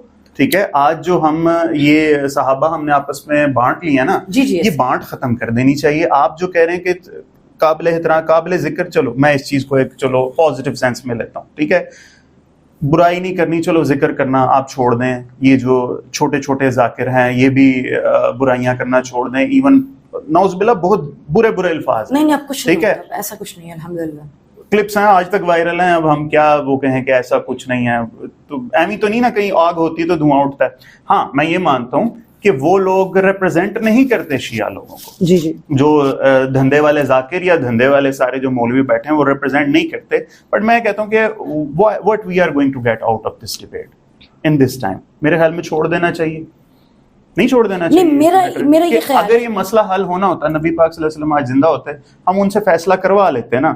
آج آپ اور میں بیٹھ کر وہ چیزیں جن کے اوپر ہمارا اکتفا ہی نہیں ہے, ٹھیک ہے, پوری امت نہج البلاغہ کو اوتھینٹک نہیں مانیں گی, پوری امت بخاری کو اوتھینٹک نہیں مانتی. ہاں تو ہم تو خود کہتے ہیں کہ قرآن کے علاوہ ہم کسی چیز میں نہیں ہے. بلکہ آپ کے یہاں تو ہے کہ قرآن کے بعد ہمارے لیے سب سے زیادہ قابل اعتماد کتاب صحیح بخاری, ہم قرآن کے بعد کسی بھی کتاب کو قابل فہم قابل اعتبار نہیں مانتے. بلکہ ہمارے یہاں جو کتب اربع ہیں اس میں سے بھی ہم حدیث پر بہت چھان پٹک کرتے ہیں. ہمارے یہاں حدیث, آپ کے یہاں تو میں نے دیکھا ہے کہ جناب ابی ہریرہ سے اور مختلف ان تمام تر لوگوں کو کاتب وحی کہا جاتا ہے جنہوں نے رسول اللہ کی کبھی براہ راست زیارت بھی نہیں کی ہے. ابو ہریرہ کو اگر آپ گوگل پہ سرچ کریں تو آپ کو اندازہ ہوگا کہ وہ کتنی چھوٹی عمر کے تھے جب رسول اللہ اس دنیا سے چلے گئے. اور وہ تمام تر احادیث وہ کہتے ہیں اخبار کہاں سے لے رہا ہے, کعب اخبار سے لے رہا ہے, وہ تمام تر احادیث جہاں سے لے رہا ہے. تو وہ مثلا ہمارے نزدیک تو شیعہ احادیث اتھینٹک احادیث ہم مانتے ہیں. کیوں؟ کیونکہ وہ سلسلہ عصمت سے چل رہی ہے, رسول اللہ سے امیر المومنین سے حضرت امام حسن امام حسین. ہاں بیچ میں ہو سکتا ہے کوئی گڑبڑ ہو, لیکن ہم بہت حدیث کی چھان پھٹک کے معاملے میں ہم بہت زیادہ تردد توقف اور بہت احتیاط. جعفر صادق کے اسٹوڈنٹ ہیں امام بخاری وغیرہ, ان کے کام کو بھی مان لیا کریں, کیا ایشو ہے؟ یہی تو میں کہہ رہا ہوں, یہ بانٹ ختم کریں, میں آپ کو بتاؤں یہ بانٹ ختم کریں. اب آپ مجھے وہی چیز فروٹ پہ بیٹھی ہوئی مکھی ڈھونڈے ہیں, مجھے پتا ہے بخاری صاحب کیا کیا نکال کے دکھائیں گی, مجھے پتا ہے, اور مجھے ان کا ڈیفینڈ کرنا بھی آتا ہے. مگر یہ موقع نہیں ہے کہ ہم ان چیزوں کو کھولیں کہ میں کافی کا ڈائسیکشن شروع کر دوں اور آپ بخاری کا ڈائسیکشن. ہمیں موقع دیا جائے. میں کہہ رہا ہوں کہ ان سے آج نا میم آپ اور میں مل کے یا کوئی بھی بیٹھ کے ان مسئلوں کو حل نہیں کر سکتا.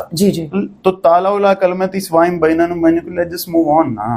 ٹھیک ہے, موو آن کر رہے ہیں ہم. اچھا ہم کر چکے ہیں move on, it's exactly move on کر چکے ہیں. مگر میں صرف اتنا آپ سے کہنے والی ہوں, آپ تبرہ چھوڑ دیں. آپ ہم کسی صحابی کو برا نہیں بول رہے, اور حقیقتاً میں آپ کے سامنے بیٹھی ہوں, میں بیان کری تو میری ذکر کی کرسی ہے نا, یہ میرے لیے ممبر کی مناسبت رکھتا ہے. ممبر کا کے احترام میں آپ کو بتا رہی ہوں, ہم ممبر سے خصوصاً جو علماء حضرات ہیں جو با علم با شعور ہیں, وہ ممبر سے کسی کا نام لے کر, کسی کو بول کر, کسی پہ اشارہ کر کے کوئی تبرہ نہیں کر رہے. ہمارا مسئلہ یہ ہے کہ کم از کم اظہار خیال کی, تحقیق کی, بیان کی, تاریخ کو کھول کے پڑھنے کی اجازت تو دی جائے نا, لوگوں کو اتنا تو اختیار دیں کہ لوگ بیان تو کر سکیں نا کہ تاریخ میں کیا ہوا, کم از کم یہ تو پتا چلے کہ اہل بیت مظلوم تھے, اتنا تو ثابت کرنا چاہیے نا کہ اہل بیت پہ ظلم اور ستم ہوئے نہیں ہوئے. یہ تو ثابت کرنا ہوگا نا کہ امت کیسے ڈائیورجن کا شکار ہو گئی, امت کیسے بپر گئی, کیسے اختلافات. تو کچھ تحقیق, کچھ بیان بازی کی تو اجازت ہونی چاہیے نا, اتنا تو ہونا کہ لوگوں کو پتہ چل جائے کہ حقیقت کیا ہے. باقی ٹھیک ہے کوئی تبرہ نہ ہو, یہ زیادہ اچھی بات ہے. کوئی بالکل ہونی چاہیے. آگے جا کے تو نہ بنو عباس بچے نہ بنو امیہ بچے, اب تو شیعہ کو اچھا وہ روز قیامت دیکھیں گے کہ ان کا, وہی یہی تو میں بات کہہ رہا ہوں کہ روز قیامت دیکھیں گے. لیکن مسئلہ تو بتائیں گے, ہم دنیا کو بتائیں گے تو نا کہ کیا کر کے مرے ہیں وہ. تبت یدا ابی لہب وتب, اللہ تو بتا رہا ہے, اللہ نے تو, ہم نے تو یہ سنن خدا بندی ہے جناب, ہم نے اللہ سے سیکھا ہے. دیکھو جو برائی کرے اس کی زبان بھی کالی, اس کے ہاتھ بھی کٹیں گے, جہنم کا ایندھن بھی بنے گا. تو جیسے اللہ نام لے کر اللہ بتا رہا ہے کہ ظالم کو کیا کام ہے, جبکہ انجام اس نے کرنا ہے, پھر بھی تبرہ ہم سے کروا رہا ہے. وہ مجھے نہیں سمجھ میں آتا. یہ اللہ تو ہے, تیرے بندے نے کوئی تیرے دوسرے بندے کو تکلیف پہنچائی ہے, تو حساب کرنا. قرآن کی آیت بنا کر اسے ہمیں پڑھنے کے لیے بھیج دیا ہے, اور اس پہ ہم لعنت ہی کر رہے ہیں ابو لہب پر. کیوں؟ اس نے رسول اللہ کو تکلیف پہنچائی ہے. اور میں آپ کو بتاؤں, صرف ابو لہب پہ نہیں لعنت ہو رہی. آپ نے دیکھا اس کی بیوی پتہ کیا کام کرتی, کچھ بھی نہیں کرتی تھی, دروازے رسول پر کچرا لا کے رکھ دیتی تھی. اس سے بڑا اس کا کام دکھا دیں مجھے, کچھ بھی نہیں. یعنی اگر کوئی دروازے رسول پر کچرا لانے والا ہو تو اللہ کہتا ہے وَامْرَأَتُهُ حَمَّالَةَ الْحَطَبِ, وہ روز قیامت جہنم کا ایندھن بننے والی ہے. کون؟ جو رسول کے دروازے پر فقط کاڑ کنکار کچرا لانے والے ہو. اور اگر کوئی رسول اللہ ان کی بیٹی کے دروازے پر آگ چھوڑ دیجئے, بد زبانی, بد کلامی, غلط بات, چلیں آگ نہیں لگائی, 70 بندے چلیں, کچھ بندے جمع ہوئے, چلیں دروازے کو زور سے مارا ہوگا, زور سے کھٹکھٹایا, مانتے ہیں جس دروازے کو اللہ نہیں مانتا. میں یہ کہہ رہا ہوں یہ لکھا ہوا ہے, مجھے نہیں پتا. جی بالکل موجود ہے, یہ بہت سی جگہ موجود ہے. میں بس اتنا کہہ رہی ہوں کہ ابو لہب کی بیوی صرف کنکریاں لا کر رسول اللہ کے دروازے پہ لگ دے تو آپ اللہ کو سوال نہیں کرتے کہ اللہ آپ کو ان کا حشر کرنا چاہیے نا, آپ بندوں کے سامنے کیوں سورہ بنا کے نازل کرنے. آپ اللہ سے سوال کریں کہ اللہ تو تبت یدا تیرے اور تیرے بندے کے درمیان تھا نا, تو جو چاہے کرتا, تو جہنم کے اندر بنا, تو جو چاہے کر. آپ یا اللہ آپ اس کے راز کیوں کھول رہے ہیں ہمارے سامنے. نہ صرف ابو لہب کو عورت ہے, عورت کی کوئی عزت ہوتی ہے, وہ اللہ ہو کہ اس عورت کی عزت نہیں رکھ رہا جو رسول اللہ کے دروازے پر کنکال لا رہی ہے, جھاڑیاں لا رہی ہے.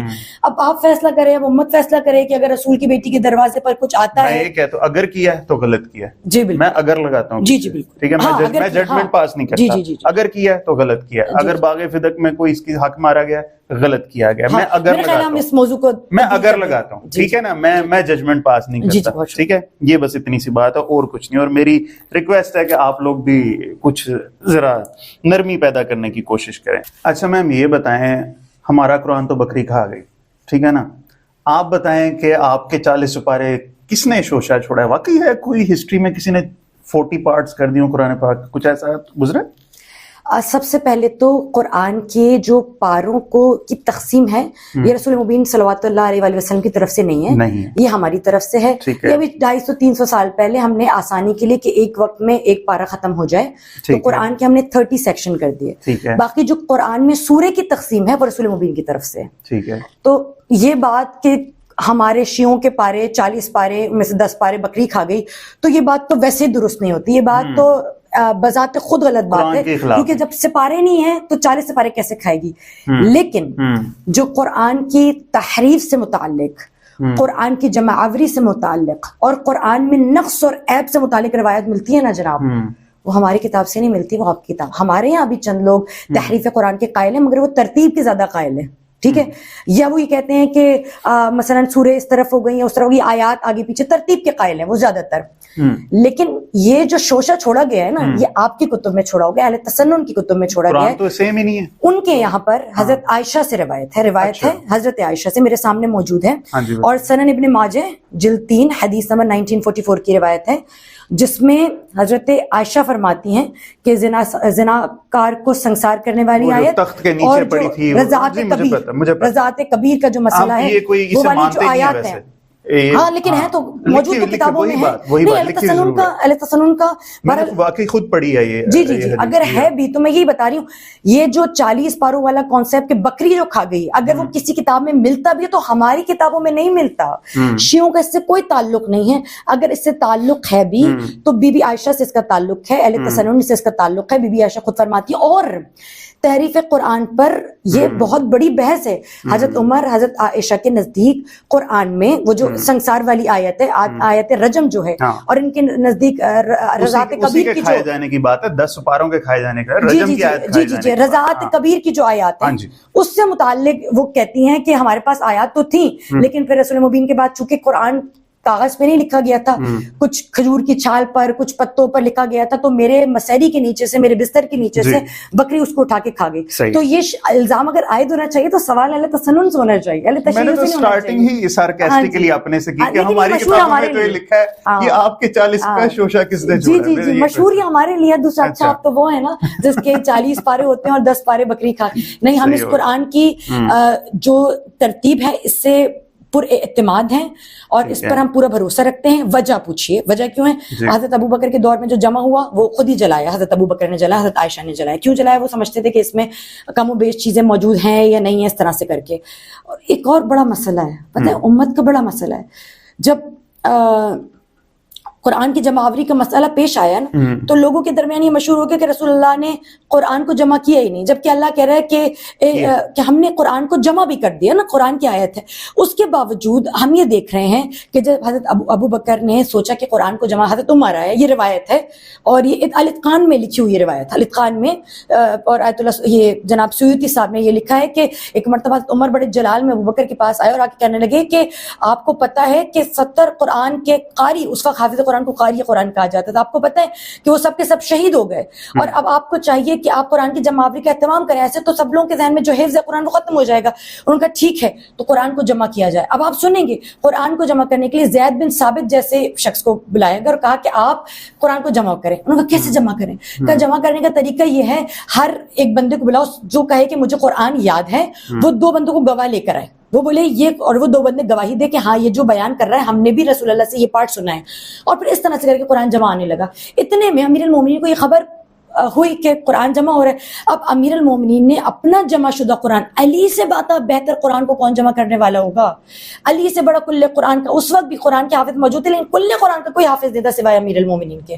اور ہمارے یہاں یہ بھی ملتا ہے, خود اہل تسنن کے ابن ماجہ میں, سنن ابن داؤد میں ملتا ہے کہ جب رسول اللہ کے اوپر کوئی آیت نازل ہوتی تھی, وہ نام جو پرومیننٹ تھا امنگ دا صحابہ جس کو رسول مبین بلایا کرتے تھے, always asked to write it, it was امام علی. امام علی امام علی کاتب تھے نا, آپ کو پتا ہے خطوط لکھ رہے ہیں امام علی, تو جس کو آفیشیلی امام بلایا جاتا تھا اور آفیشیلی جس کو اس کام کے لیے مختص کر لیا گیا تو امام علی تھے.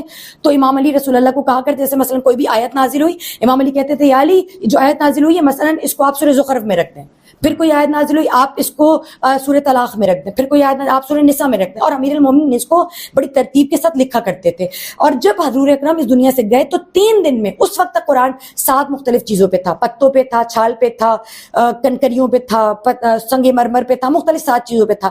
اس وقت تک پیج ڈسکور نہیں ہوتا, مصر سے مشکل سے ملتا تھا. امیر المومنین نے کیا کیا, اس وقت رسول اللہ کی شہادت کے فوراً بعد سب سے پہلے پیپر منگوایا, اور پیپر میں جو سب سے پہلے انہوں نے کام کیا وہ قرآن جمع کرنے کا کام تھا. اب مزے کی بات کیا ہے, زید بن ثابت کے پاس ایک بندہ آتا ہے, وہ 2 گواہان لے کر آتا ہے اور کہتا ہے یہ میں پڑھ رہا ہوں اور یہ 2 گواہ میرے پاس موجود ہے جو اس بات کی گواہی دے رہے ہیں کہ یہی قرآن میرے رسول سے سنا ہے ایسا. لیکن جب علی اسی شورا کے پاس قرآن لے کر آتے ہیں کہ دیکھو یہ میں نے پورا قرآن لکھ دیا ہے, اس قرآن کو اٹھایا گیا, اس قرآن کا حاشیہ بھی پڑھا گیا, اس میں یہ لکھا ہوا تھا کہ یہ آیت کس پر صادق آتی ہے, اس کا شان نزول کیا ہے, سمجھ رہے, اس کا اطلاق کس پر ہوتا ہے, اس میں کس کی طرف اشارہ ہے. جب یہ دیکھا قرآن کو ویسے بند کر دیا گیا اور کہا یہ علی اس قرآن کو آپ لے جائیں. امیر المومنین فرما رہے کہ تمہیں یہی قرآن درکار نہیں تھا, کہ تمہیں گواہان چاہیے, میں تمہیں گواہ پیش کرنے کے لیے تیار ہوں کہ میں نے رسول محمد سے یہی کچھ سنا ہے اور یہی کچھ میں نے لکھ دیا ہے, اور اس میں نقطے کی بھی تعریف نہیں ہے, اور جس انداز سے رسول محمد نے بیان کیا تھا ویسے ہی درج کیا ہے. تو فرمایا ہمیں آپ کے دیے گئے قرآن کی ضرورت نہیں ہے. کیوں؟ کیونکہ اس میں آپ نے واضح طور پر شان نزول بھی ڈال دیا ہے, اس سے امت میں اختلاف پیدا ہوگا. آج ہمیں بڑے تانے ملتے ہیں کہ ہم امت میں اختلاف, جی یہ تانے ہمیں نہیں ملتے, ہمارے مولا سے چلتے آ رہے ہیں تانے. علی کے قرآن کو گواہان ہونے کے باوجود, علی کے علی ہونے کے باوجود, لکھے ہوئے ہونے کے, جمع شدہ پکا پکا حلوہ ملنے کے باوجود بھی امت رد کر کے کہتی ہے کیوں یہ امت کے درمیان اختلاف کرے گا تو اسے لے جائیں. تو پھر ہمارے یہاں یہ ہے کہ پھر امیر المومنین اس قرآن کو اپنے ساتھ لے جائیں. لیکن ہمارے یہاں تو آج جو قرآن ہے وہ کون سا ہے؟ ہاں, آج کے جنگ قرآن جو موجود ہے وہ جسے ہم خط عثمان طہا کہتے ہیں اور جو حضرت عثمان کے دور میں موجود ہوا. نام اب تمام اہل تشیع و اہل تسنن تمام افرادی سن لیں کہ نام حضرت عثمان کا تھا, لیکن یہ بھی صلاح حضرت امیر المومنین کی تھی کہ قرآن کو جمع کیا جائے. زمانہ حضرت عثمان کا تھا, لیکن امیر المومنین یہ وہ واحد کام تھا جو امام خلافت میں نہیں, وہ واحد کام تھا جنہوں نے, جو امام نے, نہیں مجھے کلیئر یس اور نو میں بتائیں نا, جو اوریجنل قرآن پاک تھا وہ آج وہ نہیں ہے. جی نہیں وہی ہے. حضرت یہ جو ابھی ہمارے پاس قرآن موجود ہے وہ حضرت عثمان کے دور میں جمع ہونے والا وہ قرآن ہے جو امیر المومنین کی تجویز پر, امیر المومنین کی شورا, امیر المومنین کی بنائی گئی کمیٹی جس میں ابو الاسود دعالی, اس کے علاوہ یاسر, ہمارے یاسر اور بہت سارے اصحاب تھے جو امیر المومنین کے سمجھدار اصحاب میں شمار ہوتے تھے اور امیر المومنین کی تجویز کردہ کمیٹی تھی. انہوں نے مل کر پھر قرآن کو جمع کیا. ابھی جو ہمارے پاس موجود ہے قرآن وہ اسی حضرت عثمان کے دور میں جمع شدہ قرآن ہے, لیکن اسے جمع حضرت عثمان نے نہیں کیا. یہ ان کے دور میں ضرور جمع ہوا, لیکن اس میں کوئی عمل دخل حضرت عثمان کا نہیں ہے. اس میں امام علی کے جو اصحاب ہیں ان کی بنائی گئی کمیٹی ہے, اور میں نے بتایا نا یہ وہ واحد کام ہے جو امیر المومنین نے کسی خلافت میں انجام دیا ہو, اور پھر وہی قرآن جو تو آج ہمارے پاس موجود ہے. ہمارا عقیدہ یہ ہے, اس میں کوئی تعریف نہیں ہے. ہاں ترتیب کے ہم قائل نہیں ہیں. اب یہ الیوم اکملت لکم دینکم سورہ مائدہ کی 6 آیت ہے, جبکہ یہ بالکل آخر اسلام میں داخل ہو رہی ہے. جو صدر اسلام کی آیات ہیں وہ سٹارٹ میں ملتی ہیں ہمیں, تو اس میں ترتیب میں ظاہر ہے وہ مسائل ہیں, اور وہ امام مہدی آئیں گے انشاءاللہ, اور خدا جب حق و باطل کو واضح کر دے گا تو ہمیں پتہ چل جائے گا. ٹھیک ہے, یہ قرأت کا اختلاف کیوں ہے؟ سورہ مائدہ کی ارجلکم اور ارجلکم یہ 2 قرأت موجود ہیں نا. ابھی آپ سے میں نے یہی بات کہی تھی تو آپ کہہ رہے تھے خاموش ہو جائیں, چپ ہو جائیں, چھوڑ دیں. اسی کی طرف میں ایز اے اسٹوڈنٹ جاننا چاہ رہا ہوں. جی میں کوئی تیلی نہیں لگانے کی نیت سے, میں جاننا چاہ رہا ہوں کہ واقعتاً اس وقت شیعہ لوگ کوئی ڈفرینٹ قرأت ہم سے پڑھ رہے ہیں. ایسا کچھ نہیں ہے. میں ابھی آپ کو یہ جو قرأت کی بھی اقسام ہیں یہ کیوں ہے, میں آپ کو یہ بات بتا رہی ہوں کہ حقیقتاً اگر ایک سے دین لیتے نا, ساری ذمہ داری ایک کی ہوتی. ہم مسئلہ یہ ہے کہ ہم نے ایک الگ چین بنائی, شورا سے لیا, اس سے لیا, وہ جو خود غلطیوں کے متحمل ہمارے نزدیک امام نہ صرف منصوص من اللہ ہے بلکہ معصوم ہے. ہمارے اب تو آپ لوگوں کے نزدیک تو رسول اللہ سے بھی غلطیاں ہو جاتی ہیں. اہل تسنن کے نزدیک وہ کہتے ہیں رسول اللہ نہیں, اہل تسنن کا عقیدہ ہم نے پڑھی ہے کتابیں, آپ کو نہیں پتا جبکہ ہے. ہم آپ کے بہت سارے سلفی علماء, اہل مکتب اہل تسنن کے علماء اس بات پر عقیدہ رکھتے ہیں کہ رسول اللہ سے بھی کچھ غلطیاں ہو سکتی ہیں, اور رسول اللہ کی اگلی پچھلی خطاؤں کو معاف کر دیا گیا. اچھا چلیں, خطائیں ہو سکتی ہیں, آپ کی کتب میں درج ہے, یہ میں ذمہ داری سے کہہ رہی ہوں, عالمانہ ذمہ داری درج ہوگا, مجھے اس کو ماننا نہ ماننا, لیکن ہمارے نزدیک رسول اللہ کو جا انبیاء سے بھی ترک اولا ہو سکتا ہے, غلطی نہیں ہوتی, گناہ نہیں ہوتا. یعنی کوئی افضلیت کا عمل تھا, انہوں نے افضلیت والا عمل انجام نہیں دیا تو اللہ نے اس کو کاؤنٹ کر دیا. باقی ہمارے نزدیک رسول اللہ تو کیا ائمہ سے کوئی غلطی سرزد نہیں ہو سکتی, پاک طاہر, ٹھیک, اتنے طاہر ہیں وہ ہمارے نزدیک. تو امت میں اختلاف ہوگا, جب جب چیزوں کو مختلف لوگوں سے لیا جائے گا امت میں اختلاف ہوگا. تو یہ جو قرأت کا مسئلہ ہمارے درمیان ایسا مسئلہ نہیں ہے.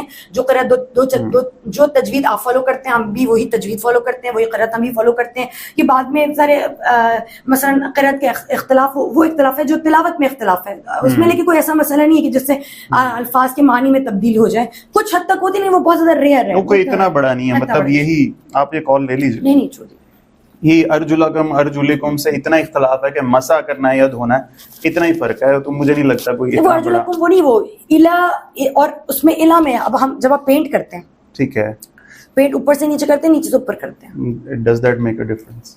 بیٹر کیا ہوگا؟ یہ تو ایک سبجیکٹو میٹر ہے. چلے اوپر سے نیچے, وہ جو ہم وضو کا لیتے ہیں نا, وہ اصل میں عربی کا اختلاف نہیں ہے, وہ معنی کا اختلاف ہے. الا کے معنی تک ہوتا ہے نا, تک. ہم نے تک کچھ اور لیا, آپ نے تک یہاں تک لیا, ہم نے تک یہاں تک, مثلا ہم نے تک یہاں تک لیا, سوری الٹا ہو گیا, ہم نے یہاں تک لیا, آپ نے یہاں تک لیا. جب آپ پینٹ کرتے ہیں آپ کیسے پینٹ کرتے ہیں؟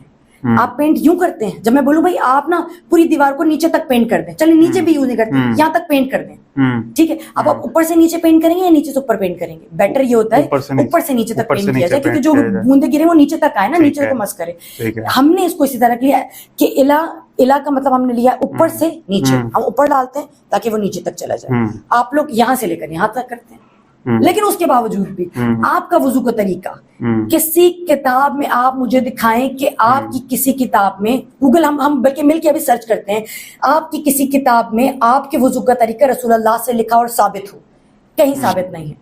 اور جو ہماری وضو کا طریقہ ہے, ہم یہ تو نہیں کہتے رسول اللہ سے ثابت ہے, لیکن ہمارا دلیل اور ہمارا نقطہ یہ نظر یہ ہے کہ کیونکہ امیر المؤمنین بالکل ہو بہو رسول اللہ کی کاپی, رسول اللہ کے شیعہ اور رسول اللہ کے اوپر عمل کرنے والے ہیں, اس کے بعد امام حسن سیم ٹو سیم, امام حسین سیم ٹو سیم, تو ہم نے جو وضو کا طریقہ لیا وہ اپنے ائمہ سے لیا اور ائمہ نے رسول اللہ سے سیکھا ہے. جسے اللہ کے رسول فرزند رسول کہیں تو حقیقتاً آپ نے اگر میرے بارے میں پوچھنا ہو تو آپ لاہوریوں سے نہیں پوچھیں گے, آپ کراچی والوں سے, اور زیادہ اچھا پوچھنا ہو تو میرے گھر والوں سے پوچھیں گے.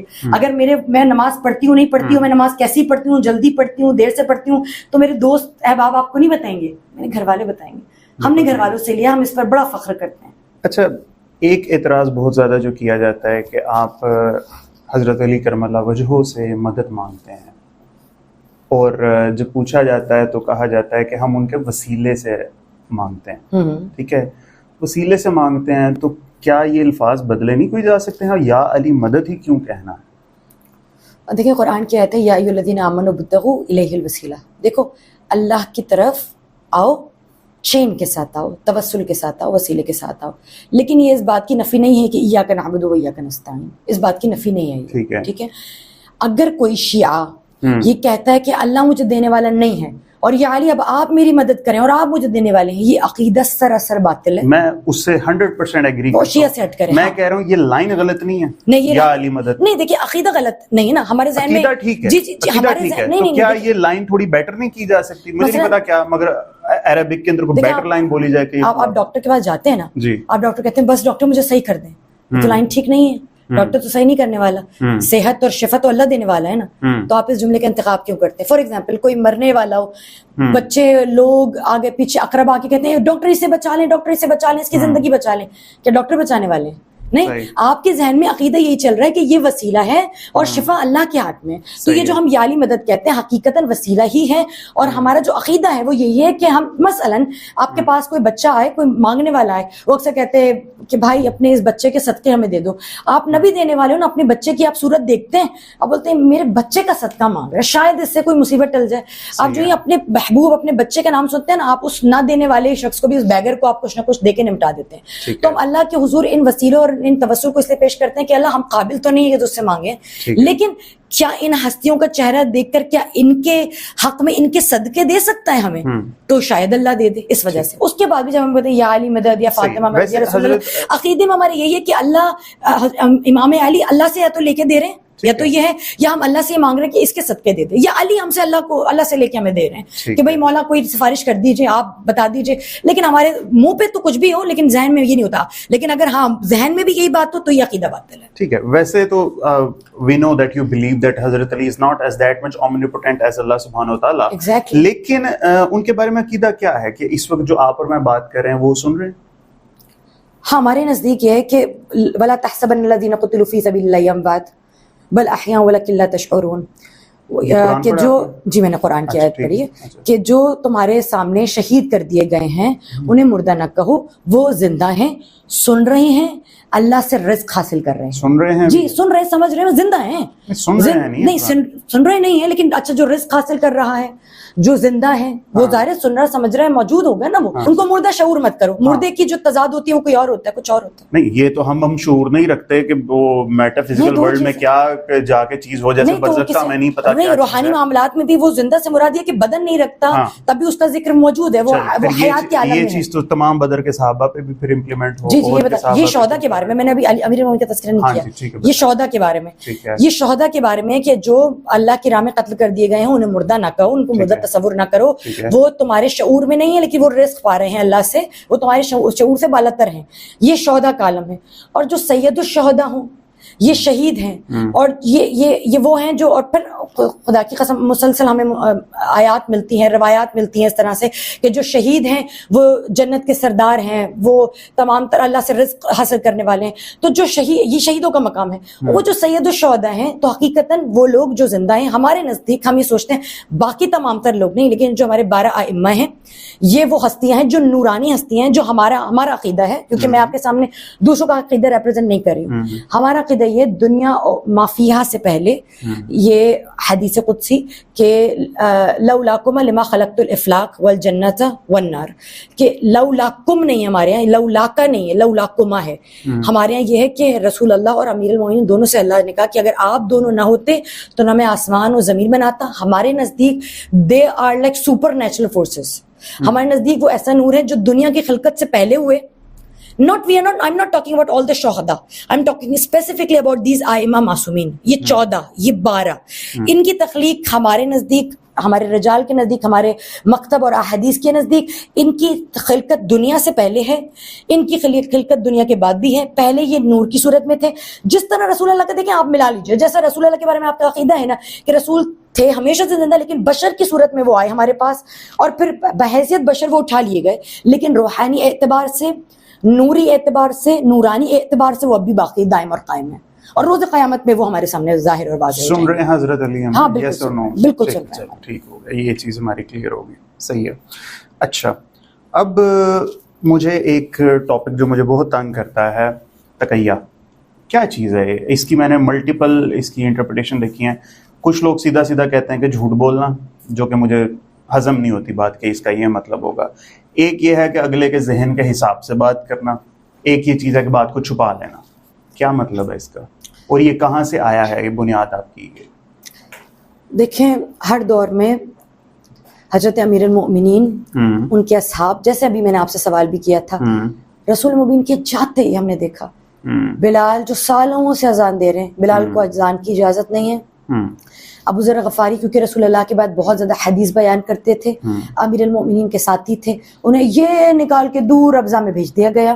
عمار یاسر کا کوئی حال نہیں ہے, مقداد کا کوئی حال نہیں ہے, عمر کا کوئی حال نہیں ہے. یہ کب کی بات ہو رہی ہے؟ ابھی جب رسول اللہ نے سانس ماری, یہ تو بہت دور کی بات ہے. ہمارے یہاں تو امیر المومنین کا بھی کوئی حال نظر نہیں آ رہا نا. وہ جو علی کو کنویں میں جا کے اپنی تکلیف بیان کرنی پڑ جائے, جس سے ممبر چھین لیا جائے, اس کا کیا حال ہوگا؟ تو جب علی کا کو نہیں چھوڑے, ہمیں کون چھوڑے گا بھائی؟ ہر دور میں ابو بکر کا بیٹا بھی ہو, حضرت ابو بکر کا بیٹا بھی ہو, اگر اس کے دل میں علی کی محبت ہوگی, اسے گدھے کی گال میں جلا کر راکھ کر دیا جائے گا. یہ حالات ہے نا. ٹھیک ہے. تو اب اگر کوئی محبت بھی رکھتا ہو, ذرا سا تھوڑا سا محبت کم ہو ذرا, اور وہ ذرا محبت اپنی زندگی سے بھی زیادہ کرتا, اب آپ بتائیں وہ کیا کرے؟ ہم نے علی کے عشق کو سیلیبریٹ کیا ہے. ہماری تاریخ میں کانوں میں ذکر علی ہوتا تھا. ہم نے سردابوں میں لوگوں نے بیسمنٹس بنائے ہوتے تھے. کیوں؟ کہ بیٹھ کر نا علی کے بارے میں کچھ گفتگو کریں, چپکے سے کریں. ہم نے کانوں میں, ہم نے زندانوں میں, ہم نے درباروں میں, ہم نے خاموشی سے بازاروں میں, ہم نے سردابوں میں, ہم نے مردہ خانوں میں, ہم نے سرد خانوں میں ذکر علی کیا ہے. کس قدر تکلیف اور مشکلات سے کیا ہوگا. کسی کو مارنے کا سبب کچھ اور. میں یہ بتاتی ہوں آپ کو کہ بنو امیہ کے دور میں جس بچے کا نام علی ہوا تھا اس کو مار دیتے. بچے کا بچہ کتنا تقیہ کرنا جانتا ہے؟ آپ بتائیں مجھے, بچہ کتنا تقیہ. اس بچے کو قصور یہ تھا کہ وہ علی کے نام سے منسوب تھا, بس یہ ہمارا گناہ ہے. اب اگر کسی کو محبت بھی ہے, وہ چاہ رہے تھوڑا سا جی لوں, میں اجازت ہے تھوڑا سا جی لوں, تو اب آپ کا اسلام, ہمارا اسلام جو کمپلیٹ کوڈ آف لائف ہے, وہ کوئی فراہم نہیں کرتا. موسیٰ فرعون کے سامنے چپ رہ جائے, وہ آپ کہیں گے وہ نبی ہیں. ٹھیک ہے, ہم اگر اپنے عقیدے کو اپنی جان کی وجہ سے ذرا سا خاموش ہو جائیں یا چھپا لیں, آپ ہمارے سر پہ چڑھ کے آ کے کہیں گے یہ جھوٹا ہے. ابراہیم کی ماں تقیہ کریں, ابراہیم کی ماں نے چھپا دیا غار میں لے جا کے, دنیا کو نہیں بتایا, کیوں؟ قتل ہو جائے گا. یعنی انبیاء کی ماں, ان کی بات جو ان کی جانوں کو بچانے کے لیے تقیہ کریں, اور باقاعدہ بتائیں میرا کوئی بچہ نہیں ہے. آج جا کے حضرت ابراہیم کی ماں سے بولیے کیا وہ جھوٹ کیوں بول رہے ہیں؟ یہ تو حرام ہے. لیکن معلوم ہو رہا ہے آپ بھی شریعت ابراہیم پر پیروکار ہیں, عمل کرنے والے ہیں. وہ اپنے بچے کو چھپانے کے لیے نمرود سے وہ غار میں چھوڑ کر آ جاتی ہے اور بولتی ہے کہ میرا کوئی بچہ نہیں ہے اس کے علاوہ. وہ جھوٹ بول رہی ہے نا. جھوٹ, اگر ایسے جھوٹ کو اس تقیہ کرنا ہے, کیا مطلب ہے اپنے عقیدے کو, اپنی بات کو مصلحت کے تحت جان کے خوف سے چھپا لینا, بچا لینا. اب اگر اس کو آپ کہتے ہیں کفر ہے, جھوٹ ہے, تو جی ہاں ہم جھوٹ ہیں. مس یوز نہیں ہو سکتی یہ چیز, اور ہو بھی رہی ہے. دیکھیں جو مس یوز کرتا ہے وہ غلط کرتا ہے. قرآن اور شریعت کی باؤنڈری کیا ہے, کوئی لمٹ بتائیں نا. دیکھیں قرآن اور شریعت کی اصطلاح میں آپ یہ تو نہیں کہہ سکتے نا کہ شیعہ تقیہ غلط کرتے ہیں. تقیہ کی کوئی چیز ایگزسٹ تو کر رہی ہے نا. ابھی آپ نے دیکھا ہو سکتا ہے نام الگ ہو, لیکن تقیہ جیسی چیز ایگزسٹ کر رہی ہے. انبیاء کر رہے ہیں, انبیاء کی والدہ کر رہی ہیں, لوگ کر رہے ہیں, تقیہ تو کرتے ہوئے نظر آ رہے ہیں. بہرحال آپ اس کو چاہے جو بھی نام دیں, ٹھیک ہے. تو یعنی میں شریعت نے تقیہ کی اجازت دی ہے. شریعت تو اتنی زیادہ میں کہوں گی آسانی فراہم کرتی ہے کہ آپ گھر میں میاں بیوی بات کرتے ہیں نا, اگر آپ کی بیوی آپ کو اچھی نہیں بھی لگتی, وہ بند سچ سور کے آئے, آپ تعریف کر, جھوٹی تعریف, جتنا جھوٹ بول سکتے ہیں بولیں. اللہ اس کا گناہ نہیں ہے. نہیں, گناہ تو بہت دور کی بات ہے. اس سچ کے مقابلے جو آپ اس کو بولیں گے تم اچھی نہیں لگ رہی, اس کے مترادف یہ جو جھوٹ ہے, جھوٹ کا گناہ تو کیا ثواب ملے گا. آج سے آپ جھوٹ بولنا شروع کریں. بیگمات یہ پوڈ کاسٹ نہ دیکھیں, انہیں پتہ چل جائے گا. جی, لیکن اللہ بڑا ثواب دے گا. آپ جھوٹ پہ جھوٹ بولیں. اس میں یہ نہیں, دو میاں بیوی کے درمیان محبت کے بڑھانے کے لیے, محبت کو آگے بڑھانے کے لیے اگر میاں بیوی سے جھوٹ بولے تو اللہ گناہ تو کیا اللہ ثواب لکھتا ہے. اور تم جھوٹ بھر بھر کے بولتے جاؤ. تو آپ بتائیں کہ اگر کوئی اپنی جان بچانے کے لیے جھوٹ بول رہا ہے اور بس اس کا معاملہ اتنا ہی ہے کہ آپ کی اتنا جھوٹ بولیں, اتنا چھپا لیں کہ جان بچ جائے. اب جس دور میں امیر المومنین کے نام بھی رکھنے کی اجازت نہیں ہے, وہاں پر کوئی اپنے آپ کو اگر کہے کہ نہیں میں شیعان علی نہیں ہوں, یا کوئی اس طرح کی بات کرے, یا اس حد تک جھوٹ بولے کہ اس کی جان بچ جائے, تو اس میں کوئی اشکال نہیں ہونا چاہیے. یہ انبیاء کی سنت ہے تقیہ کرنا. صحیح ہے, ٹھیک ہے. مجھے اب یہ بتائیے گا کہ نماز کے اوقات آپ کے ڈفرینٹ ہیں کیا نان شیعہ سے؟ یہ ہمارے درمیان شیعہ اور اہل تسنن میں کوئی بحث کا مرکز نہیں ہو سکتی بات. ہمارے یہاں بھی 3 بھی ہیں 5 بھی ہیں, ان کے یہاں بھی 3 بھی ہیں 5. آپ کبھی 5 پڑھتی ہیں؟ جی ہاں, علیحدہ ہاں. جب میرا عبادت کا بہت زیادہ دل کر رہا ہوتا ہے نا, مجھے پتا ہے میں گھر میں مجھے وقت ہے, میں یہ کوشش کرتی ہوں میں الگ الگ پڑھ لوں نماز. مجھے مزہ زیادہ آتا ہے کہ میں الگ الگ پڑھ لوں. لیکن اب آپ یہ بتائیے جو یہ پڑھے وسوخ کے ساتھ اور ویری پریکٹیکلی اور ویری اسٹرکٹلی کہتے ہیں نہیں 3 نماز کیوں, بہتر تو یہ ہے نا اللہ زیادہ ثواب کس میں دے گا. آپ 3 دفعہ اللہ کے پاس جائیں گے اللہ زیادہ ثواب تب دے گا, یا 5 مرتبہ جائیں گے اللہ ثواب تب دے گا. یہ امپریکٹیکل چیز ہے. آپ 9 to 5 جاب کر رہے ہیں, آپ 5 دفعہ نماز کے لیے اٹھیں گے تو مجھے بتائیے گا کتنی ورک شاپ آپ کو الاؤ کرتے ہوں گے, کتنے ورک پلیسز آپ کو الاؤ کرتے ہوں گے. تو زیادہ آسانی, دیکھیں دین آسانی کا نام ہے. This is all about practical, then is all about ease. ہم نے اس کو اتنا مشکل بنایا. حجاب پہ بات آتی ہے نا, everything is all about so much چیز. اگر میں نے مرد و زن کے درمیان جو معاملات زندگی ہے نا, میں نے اگر آپ کے سامنے ابھی جو ریئل اسلام ہے وہ کھولنا شروع کر دیا. مولوی میرے بڑے دشمن ہیں لٹرلی. میں مدرسے بھی گئی ہوں, میں نے یونیورسٹی سے پڑھاتی بھی ہوں, یونیورسٹی میں پڑھ بھی رہی ہوں. اس کے باوجود عالم یہ ہے کہ مولوی میرے بہت بڑے دشمن ہے کہ میں ویمن رائٹ پہ بات کرتی ہوں. خدا کی قسم اللہ نے دین میں اس قدر آسانیاں اتنی ایز دی ہوئی ہیں کہ جب ہم اس چیز کو بیان کرتے ہیں نا, لوگ کہتے ہیں ارے یہ تو بڑا ماڈرن دین آ گیا. بھائی آپ کا دور, آپ کا دین آل دا وے ماڈرن ہے. آپ کے دین کی لچک, فلیکسیبلٹی اور مزہ یہ ہے جس دور میں جاتا ہے اس دور میں شائن رائز اور آپ کو آسانیاں دیتا ہے. تو میرا ہمارے نزدیک یہ ہے کہ 5 دفعہ پڑھ سکیں, فضیلت دونوں کی ہے. یہ بھی بتا دیں, یہ نہیں ہے 5 دفعہ پڑھیں گے تو فضیلت ہوگی. یہ کوسچن ہمارے آڈینس کی طرف سے آیا تھا میرے پیج پہ, تو میں نے اس وجہ سے نہیں آپ شرمندہ نہ ہو. اچھا سوال. نہیں میں سنا کہ مجھے 80-90% آف جو کنفیوژن ہے وہ میری کنفیوژن نہیں, عوام کی کنفیوژن ہے, ان کے بھی ہاتھ پہ ہمیں پوچھنا پڑتا ہے. تو اسی سینس میں اب یہ میرا ایک ذاتی سوال ہے, کانٹریکچوئل میرج کا جو ایک بتایا جاتا ہے کہ شیعہ حضرات اس چیز کے قائل ہیں, اگر ہیں بھی تو کیا آج یہ چیز پریکٹس ہوتی ہے کہیں کسی پوائنٹ پہ؟ یہ نکاح متع جو ہے یہ پریکٹس کرتے ہیں شیعہ آج؟ سب سے پہلے تو ہمارے یہاں اس نکاح متع, ہمارے یہاں مرد و زن جب اس بارے میں بات کریں تو اس سے بڑا سوشل ٹیبو سمجھا جاتا ہے. جی. اور سب سے پہلے اس کا نام ہمارے یہاں نکاح متع سے زیادہ نکاح موقت کے نام سے استعمال ہوتا ہے, کیونکہ ٹائم پیریڈ مدت کے لیے. اور دوسرے نکاح کو نکاح غیر موقت کہتے ہیں. آج بھی دیکھیں مسئلہ یہ نہیں کہ یہ بات ہمیں اللہ ہائے ہائے کتنا شرم آ رہی ہے, کتنی عجیب بات ہے. جس طرح آپ اور میں جب اس نکاح کی شرائط, اس نکاح کی باتیں, اس نکاح کے مہر, اس نکاح کی ذمہ داریاں, ابھی میں آپ کی بیوی کے بارے میں آپ کی ازدواجی زندگی کی بات کر رہی ہوں, میں نے بالکل شرم محسوس نہیں, لیکن یہاں پر نکاح متعہ کا, نکاح غیر موقت کا سوال اور موقت کا سوال آیا, آپ کی آڈینس میں کہا ہاں یہ کیسا سوال کر لیا, میں فوراً سے سیدھی ہو کے بیٹھ گئی کہ اب یہ تو سوال آ گیا. Why this is considered to be the social taboo؟ جب رسول اللہ کو تو نہیں, نبی پاک نے اجازت دی تھی, ہمارے ہیں نا, ہمارے ہیں, ہمیں بہت اجازت دی تھی, ہم بھی مانتے ہیں اجازت دی تھی, بٹ اب ہمیں یہ بتایا جاتا ہے کہ یہ شرم ساری انہوں نے بعد میں منع کیا اور سب تک پیغام وہ منع کہاں ہے, یہ بات ہے, یہ مجھے نہیں پتا, میں کو حدیث کا کوئی عالم ہمارے پاس تو ہے نا روایت, آپ کے پاس ہوگا, ہمارے پاس روایت ہے کہ رسول اللہ نے منع نہیں کیا. رسول اللہ کے دور میں صرف یہ پوچھ رہا ہوں کہ جو اتنا بڑا اس چیز کو ایشو ہم لوگوں نے بنایا ہوا ہے, کیا واقعی یہ پریکٹیکلی کرتے بھی ہیں شیعہ کچھ ایسا کہ اہم ہی بدنام کیا ہوا اس چیز پہ کہ یا تو بہت زیادہ ایک چیز ہو رہی ہو نا, ٹھیک ہے. دیکھیں اہل تسنن تو نکاح متعہ کی وجہ سے حسرت کرتے ہیں, کاش یہ ہمارے اندر, یہ ہمارے بھی مکتب میں ہوتی, کاش ہم بھی اس وجہ سے شاید شیعہ ہو سکتے. یہ اہل تسنن کے مردوں کی جی عورتوں کی, تو عورتیں تو مجھے لگتا ہے چاہے وہ اہل تشیع بھی ہوں تو وہ ہمارے نزدیک یہ دونوں نکاح ایک جیسے ہیں, کوئی فرق نہیں ہے, بس اتنا سا فرق ہے اس میں مدت کم از کم 3 مہینے ہیں. اہل تشیع کی عورتیں کمفرٹیبل ہوں گی اس میں, ہیں وہ؟ دیکھیں یہی تو میں آپ کو بتا رہی ہوں, کوئی ہسبینڈ دبئی گیا تو نہیں, یہ ہر صورتحال میں نہیں ہے نا, یہ تو مسئلہ ہے. اگر یہ دونوں نکاح ہر صورت میں ہو سکتے تو پھر نکاح غیر موقت ہی ہو جائے, دائمی نکاح ہی ہو جائے, وہ کیوں نہ ہو, اس کو الگ سے کیوں رکھا ہے, کچھ فرق ہوگا نا. ٹھیک ہے, دیکھیں اگر ان دونوں میں بالکل فرق نہیں ہے تو پھر رسول اللہ کہتے ہیں کہ وہی والا نکاح کرو. وہ نکاح, دوسرا نکاح کیوں انٹروڈیوس ہو رہا ہے؟ اس کا مطلب ہے وہ جو دوسرا نکاح ہے وہ خاص حالات میں انٹروڈیوس ہو رہا ہے. اس کا مطلب وہ خاص حالات سب پر نہیں آتے ہوں گے.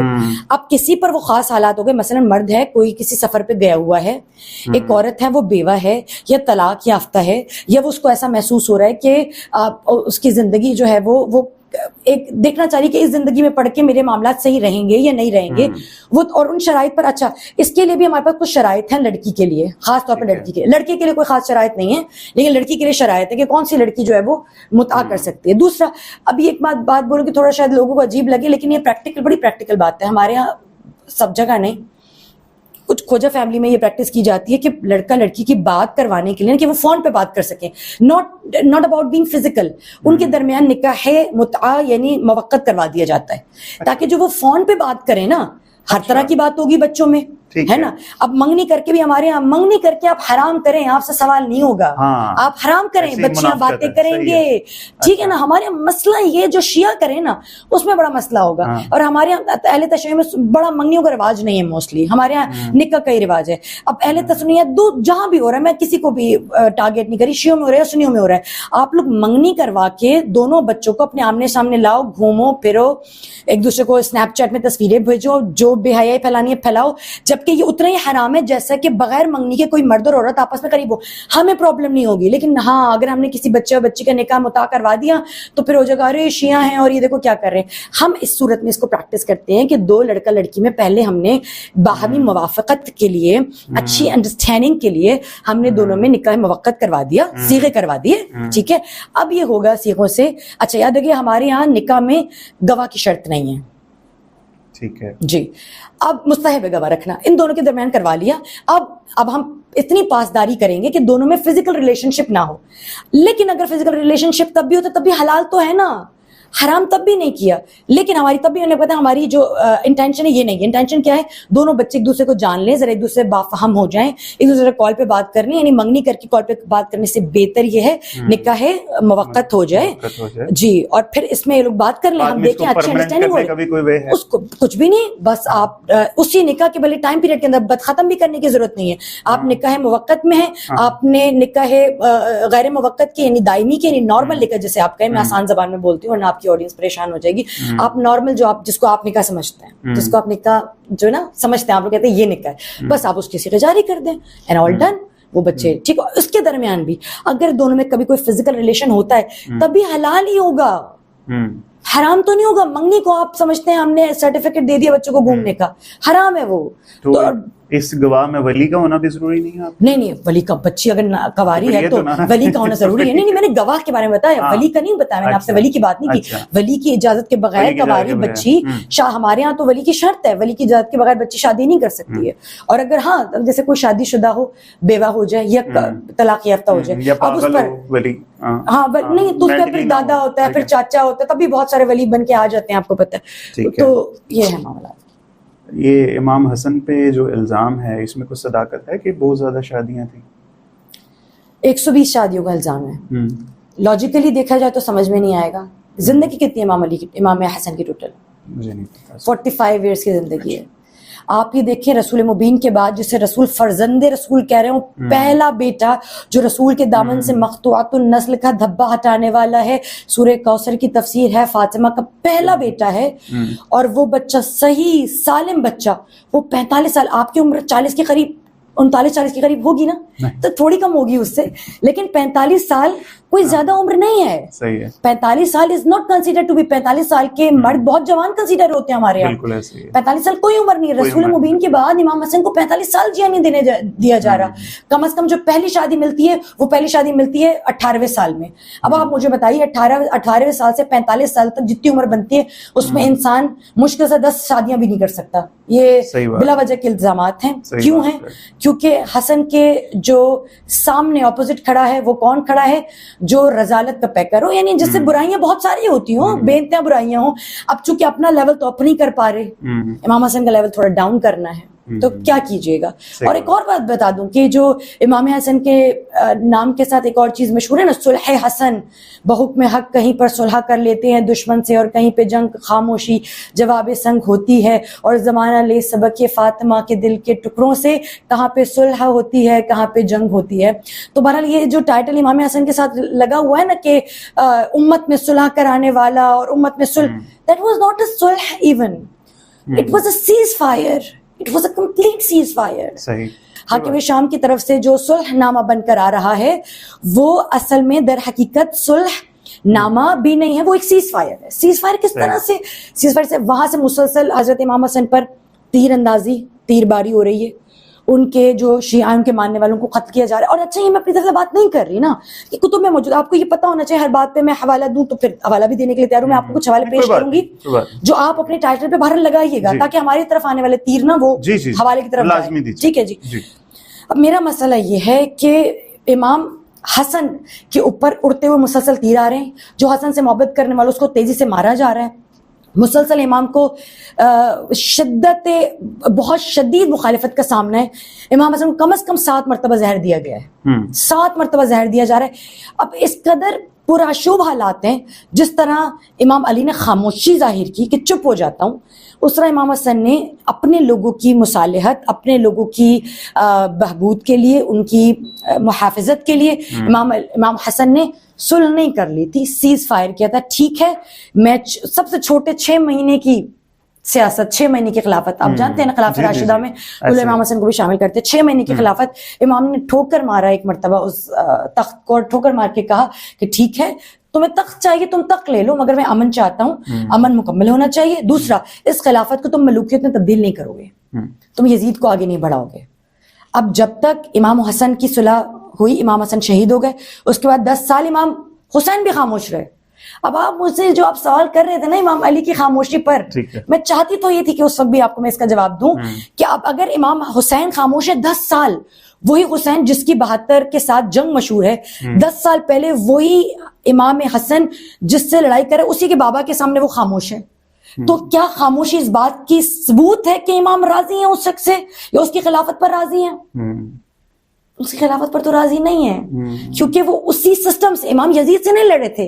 امام fighting was all about the system, اس سسٹم سے لڑائی تھی. امام کہتے ہیں میں نے کبھی یزید کو دیکھا نہیں. امام حسین نے کہا میں نے کبھی یزید کو نہیں دیکھا, مجھے نہیں پتا یزید کیسا دکھتا ہے. میری یزید کی ذات سے جنگ نہیں ہے, اس کی کردار سے جنگ ہے, اس کے سسٹم سے جنگ ہے, میں اس کے سسٹم سے جنگ. 10 سال امام حسین خاموش رہے, اور یہاں پر امام حسن نے سیز فائر میں لکھا تھا کہ آپ اس خلافت کو ملوکیت میں تبدیل نہیں کرو گے, آپ یزید کو حکومت نہیں دو گے. اس نے کیا کیا, مرنے کے بعد فوراً یزید کو حکومت دے. اب امام حسین خاموش نہیں بیٹھے 10 سال تک, جب تک وہ رہا امام حسین چپ, امام حسین چپ. جو ہی یزید خلیفہ بنایا امام حسین بول اٹھے کہ میں اپنے نانا کی امت کو حق کی تبلیغ کرنے جا رہا ہوں. صحیح ہے, بہترین. آپ کے بارے میں ایک اعتراض یہ بھی ہے کہ آپ لوگ حج کرنے مکہ مدینہ نہیں جاتے, آپ لوگ ایران عراق ہو کے آ جاتے ہیں اور کہتے ہیں کہ ہم نے حج کر لیا. نہیں, ایسا نہیں ہے. ہاں, چونکہ ہمارا غریبوں کا حج ہم کہتے ہیں کہ وہ مشہد میں اور عراق میں اور ایران میں ہوا کرتا ہے. آپ کے یہاں پالیسیز دیکھ لیجئے نا, سعودی پالیسی دیکھیے, عراقی. آسان تو خیر عراق اور ایران جانا بھی نہیں ہے. سب سے پہلے تو میں آپ کے اس آبجیکشن کو, یعنی آپ کی طرف سے آنے والے آبجیکشن کو رد کرتی ہوں. ایسا نہیں ہے, ہمارے حج بہت بڑی عبادت ہے, شیعہ بہت خوبصورت حج کرتے ہیں, اور اگر آپ مناسک حج شیعوں کے دیکھیں, احترام اور انداز دیکھیں, تو آپ کو بڑا مزہ آئے گا. انشاءاللہ کبھی اس پر گفتگو ہو تو کریں گے. عمرہ بھی کرتے ہیں, بے انتہا عمرہ کرتے ہیں, لیکن زیادہ تر آپ کو یہاں پہ یہ احیاء شاعر اللہ یعنی امام حسین کی قربانی اور کربلا کا احیاء کرتے ہوئے اس سے نظر آ رہے ہیں. کیونکہ اگر آج ہم نہ کرتے ہوتے نا ایسا, امام حسین بھی آج جو ہے نا وہ کسی بخار کی بھیٹ چڑھے ہوتے. آج امام حسین کے خلاف بھی بات ہو رہی ہوتی, یزید ٹھیک تھا, امام حسین ٹھیک تھا, امام حسین بھی چپ کر جاتے, امام حسین کیوں لڑنے آ گئے, تخت کے لیے جنگتی تھا. یہ سب آپ کے ارد گرد جو افراد ہیں نا وہ یہی سب کر رہے ہوتے. یہ ہمارے شور, شرابے, ماتم, ریلیاں, جلوس, کربلا جانا, آج آپ دیکھیں 40 پہ ہر شخص کھینچا جا رہا ہے. کیوں؟ اچھا یہ جو ماتم کرتے ہیں, ہمیں شوق نہیں ہے ماتم کرنے کا, we want to attract people. لوگ پوچھیں یہ کیوں کر رہے ہیں, دس کیوں has the whole history behind it, right. تو ہم کرتے ہیں سب کچھ ہے, لیکن اٹس چیپ. آپ کی سعودیہ کی پالیسی اٹھا لیجئے, اتنی اپلیکیشنز رد کرتے ہیں, اتنی مشکل, اتنے مہنگے حج, ایسے آپ سعودیہ جائیں گے سستے میں ہو کر آ جائیں گے. لیکن جہاں آپ نے لکھا اللہ کے گھر کا حج کرنا, او ہو وہ ان کا بس نہیں چلے گا. وہ آپ کو ساری آپ کی دولت سے, کیونکہ آپ کو ان کو پتا ہے یہ صاحب استطاعت ہے, مستطیع ہو گیا ہے, اس لیے حج ان کے اوپر لاگو ہو رہا ہے. کہتے ہیں ان سے سب کچھ گھسیٹ لو, کچھ چھوڑنا نہیں چاہیے. وہاں پر یہ معاملہ ہوتا ہے, میں نے دیکھا فوجیوں کو بدتمیزی سے مار رہے ہوتے ہیں حاجیوں کو. حج کرنے والوں کے ساتھ ان کا انداز ہی مختلف ہوتا ہے. اور آپ نے کبھی کربلا جا کے دیکھا, کبھی آپ گئے ہیں؟ نہیں, میں نہیں گیا. خدا آپ کو لے کے جائیں. آپ دیکھیے گا وہاں پر کھلانے والے ایسے جھک کے کھلاتے ہیں جیسے کچھ مانگ رہے ہوں, جیسے ہمارے مانگنے والے جھکتے ہیں نا, وہاں دینے والے جھکتے ہیں. کیا بات ہے, زبردست. کیا یہ ہسٹوریکل ریفرنس ٹھیک ہے کہ حضرت ام کلثوم کو نکاح میں دیا گیا حضرت عمر کے؟ یعنی حضرت ام کلثوم امام علی کی بیٹی, جی, امام علی کی بیٹی کا خلیفہ دوم حضرت عمر سے نکاح. جی, اس کو تو میں بھی, یہ گوگل ثابت کر دے گا یہ درست ہے یا نہیں ہے. حضرت عمر فاروق کی جو عمر ہے, وہ ان کی جو تاریخ پیدائش ہے وہ ہے 780 AD. اچھا, 780 AD, ٹھیک ہے, ٹھیک ہے. I am so sorry, 680 AD. Okay, 680 AD, ٹھیک. حضرت عمر کی جو تاریخ ولادت ہے وہ 680 AD کے ارد گرد گھومتی ہے, صحیح ہے.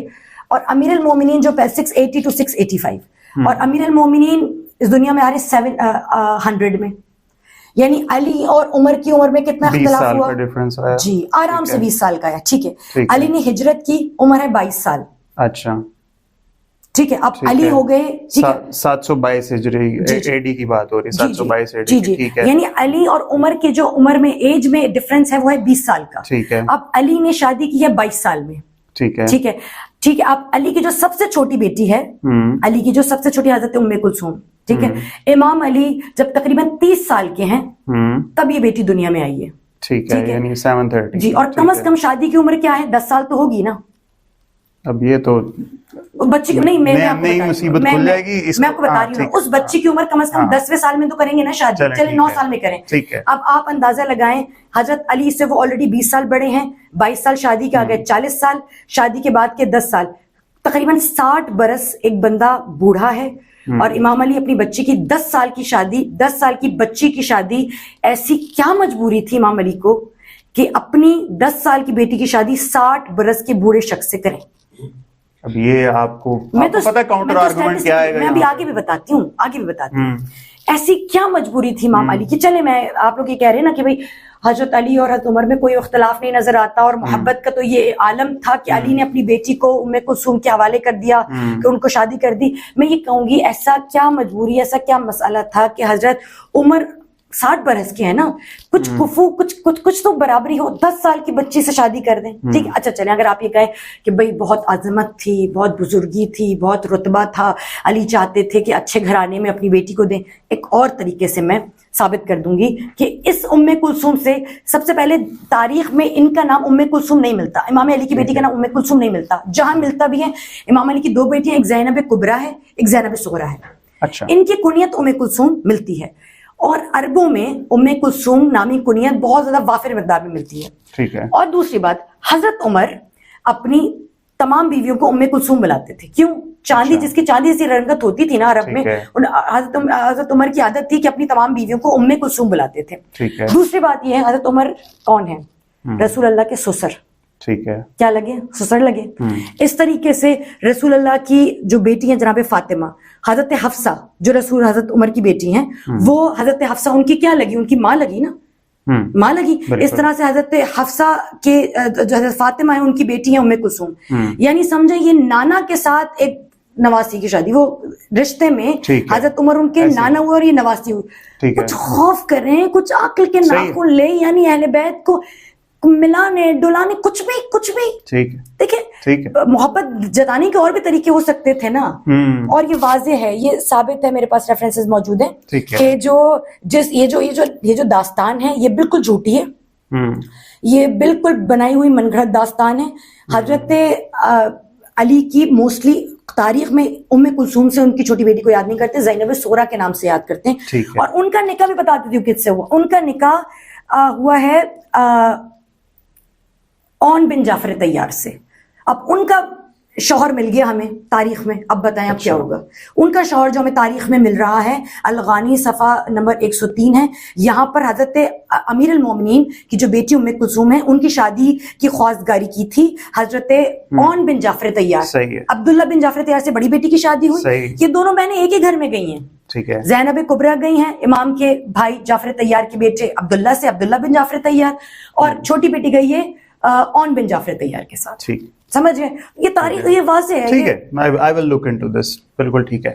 آپ امہات المومنین کا اتنا ذکر کیوں نہیں کرتے اپنی مجالس میں؟ ہم مجالس میں زین المجالس بذکر علی بن ابی طالب, ہم اس حدیث کے بہت زیادہ پیرو ہیں. ہم کوشش یہ کرتے ہیں کہ ممبر معصوم کا ہے تو اس پر معصوم ہستیوں کے بارے میں ہی تذکرہ ہو, اور بڑی احترام کے ساتھ امیر المومنین اور دیگر اصحاب کا ہم تذکرہ کرتے ہیں. امہات المومنین میں حضرت خدیجہ کا تذکرہ کرتے ہیں. اب مسئلہ آپ سے میرا سوال ہے, یہ جو آپ بار بار امہات المومنین کا تذکرہ بار بار لے آتے ہیں, میں آپ سے سوال کرنا چاہوں گی, یہ امہات المومنین میں سے آپ کو باقیوں کے سب کے نام بھی پتہ ہیں؟ ان کی تو تعداد میں بھی تھوڑا سا اختلاف ہے. چلیں آپ کسی 5 کے نام بتا دیں. اچھا, اب یہ جنرل نالج میرا ٹیسٹ نہیں, میں اگر کسی عالم بھی یہاں بیٹھے ہوں نا, کوئی عالم بھی بیٹھے ہوں, اور میں ان سے یہ کہوں کہ مجھے آپ امہات المومنین کے باقیوں کے نام بتا دیں, وہ نہیں بتا سکیں گے, کیونکہ آپ ان سب کا مسئلہ یہ ہے کہ انہوں نے ہمیں کوریتنا ہے, اور مسلسل کوریتنا, جب تک ہم پہ FIR نہ ہو جائے ان کو چین نہیں ملنے والا. یہ چاہتے ہیں کہ خاتون بھی باہر نہ رہے جیل سے, وہ بھی جیل کے اندر چلے جائے. سب سے پہلے تو بات یہ کہ ہم سب کا تذکرہ کرتے ہیں, تھوڑا بہت حضرت خدیجہ کا بھی تذکرہ کرتے ہیں, لیکن زیادہ تر ائمہ معصومین کا تذکرہ کرتے ہیں. ان کے روایات, ان کے فضائل, ان کے مناقب اور ان کے جو اسوا ہے, سیرت ہے, اس کا بیان ہم زیادہ کرتے ہیں. رسول اللہ کے اسوا کا بیان کرتے ہیں, حضرت خدیجہ سے متعلق کچھ بیان بھی کرتے ہیں. باقی جو آپ اسپیسیفکلی اگر باقی امہات المومنین کے بارے میں سوال کریں تو ایک چیز کلیئر ہے, I don't want to pretend for something. دیکھیں کنٹروورشل کچھ ہستیاں تو ہیں نا, تاریخ میں کنٹروورسی تو ملتی ہے نا. لیڈیز کے لیے بہت مشعل رائے حضرت عائشہ کی بہت ساری باتیں, جی ٹھیک ہے, ہمارے ہاں تو ہیں, اور اس میں کوئی وہ بری چیزیں نہیں ہیں. نہیں, ہمارے دیکھیں ہمارے یہاں مسئلہ, ہمارے یہاں میزان اہل بیت کی ذات ہے. کیوں نہ میں یہ کہوں کہ آپ پھنس گئے ہیں, آپ مجبور ہیں. ہاں مجبور ہیں, اپنی عوام کے ہاتھوں نہیں, اپنی عوام کے خاطر نہیں, اپنے نظریے, اپنے عقیدے, تحقیق کے ہاتھوں مجبور ہیں. ہماری مجبوری یہ ہے کہ ہم یہ سمجھتے ہیں کہ جو حضرت علی کے ساتھ رہا, علی کے اوپر جان نثار کرنے والا ہو, علی سے محبت کرنے والا, ہمارا سارا ذکر, محبت, ایوری تھنگ. اور دیکھیں, آئی ایم سو سوری, یہ کوئی ایسی بات نہیں ہے کہ میں یہاں بناوٹ کری ہوں یا اس سے کسی کو میں گمراہ کرنا چاہ رہی ہوں. یہ مسلم عقیدہ ہے, جو علی کے مقابلے پر آیا ہمارے ساتھ, ہمیں تھوڑا سا مسئلہ, ہم اس کا تذکرہ نہیں کر سکتے. ہم حقیقت بیان کرنے والے ہیں, ہم کریں گے تو کوئی نہیں سنے گا, یہ بات تو ٹھیک ہے, ہم کریں گے تو کوئی نہیں سنے گا. جس کا امیر المومنین سے اختلاف تھوڑا بھی رہا ہو, ہمارا مسئلہ یہ کہ ہم وہاں ان کے وہ تذکرہ نہیں کر سکتے. لیکن تاریخ میں رہا ہے نا, اختلاف تو رہا ہے نا, تو جھوٹ کیوں بولا جائے. اور ہم تشیع کا سارا مرکز اور منبع اور محور کی جو ذات قبلہ و کعبہ جو ہے نا, وہ رسول اللہ کے بعد ائمہ معصومین ہیں, بس جن سے وہ راضی ان سے اللہ راضی, ان سے رسول راضی. اور حدیث ہے نا یہ کہ جس نے فاطمہ اور آل فاطمہ اور جناب فاطمہ کی ہستی بڑی متبرک, بڑی مکمل ہستی ہے, جس نے جو فاطمہ جس سے راضی اس سے میں راضی ہوں, جس سے میں راضی اس سے رسول راضی, جس نے ان سے ناراض کیا اس سے رسول کو ناراض کیا, جس نے رسول کو ناراض کیا اس نے اللہ کو ناراض کیا. بہترین. میں اپنی آڈینس کے لیے کلیئر کروں کہ میں آج کوئی سنیوں کا مقدمہ نہیں لڑ رہا تھا یہاں پہ, ٹھیک ہے. جو بھی خیالات ہیں یا میرے ہیں یا مجھے میرے پیج کے اوپر ڈفرینٹ آڈینس نے دیے, اور ان کے اندر شیعہ حضرات بھی شامل ہو سکتے ہیں. میم اتنی تلخ باتیں کرنے کے بعد ہمارا ایک وتیرہ, ایک کلچر ہے کہ ہم گفتگو کا اختتام جو ہے نا وہ ایک میٹھی چیز کے اوپر کرتے ہیں, ٹھیک ہے.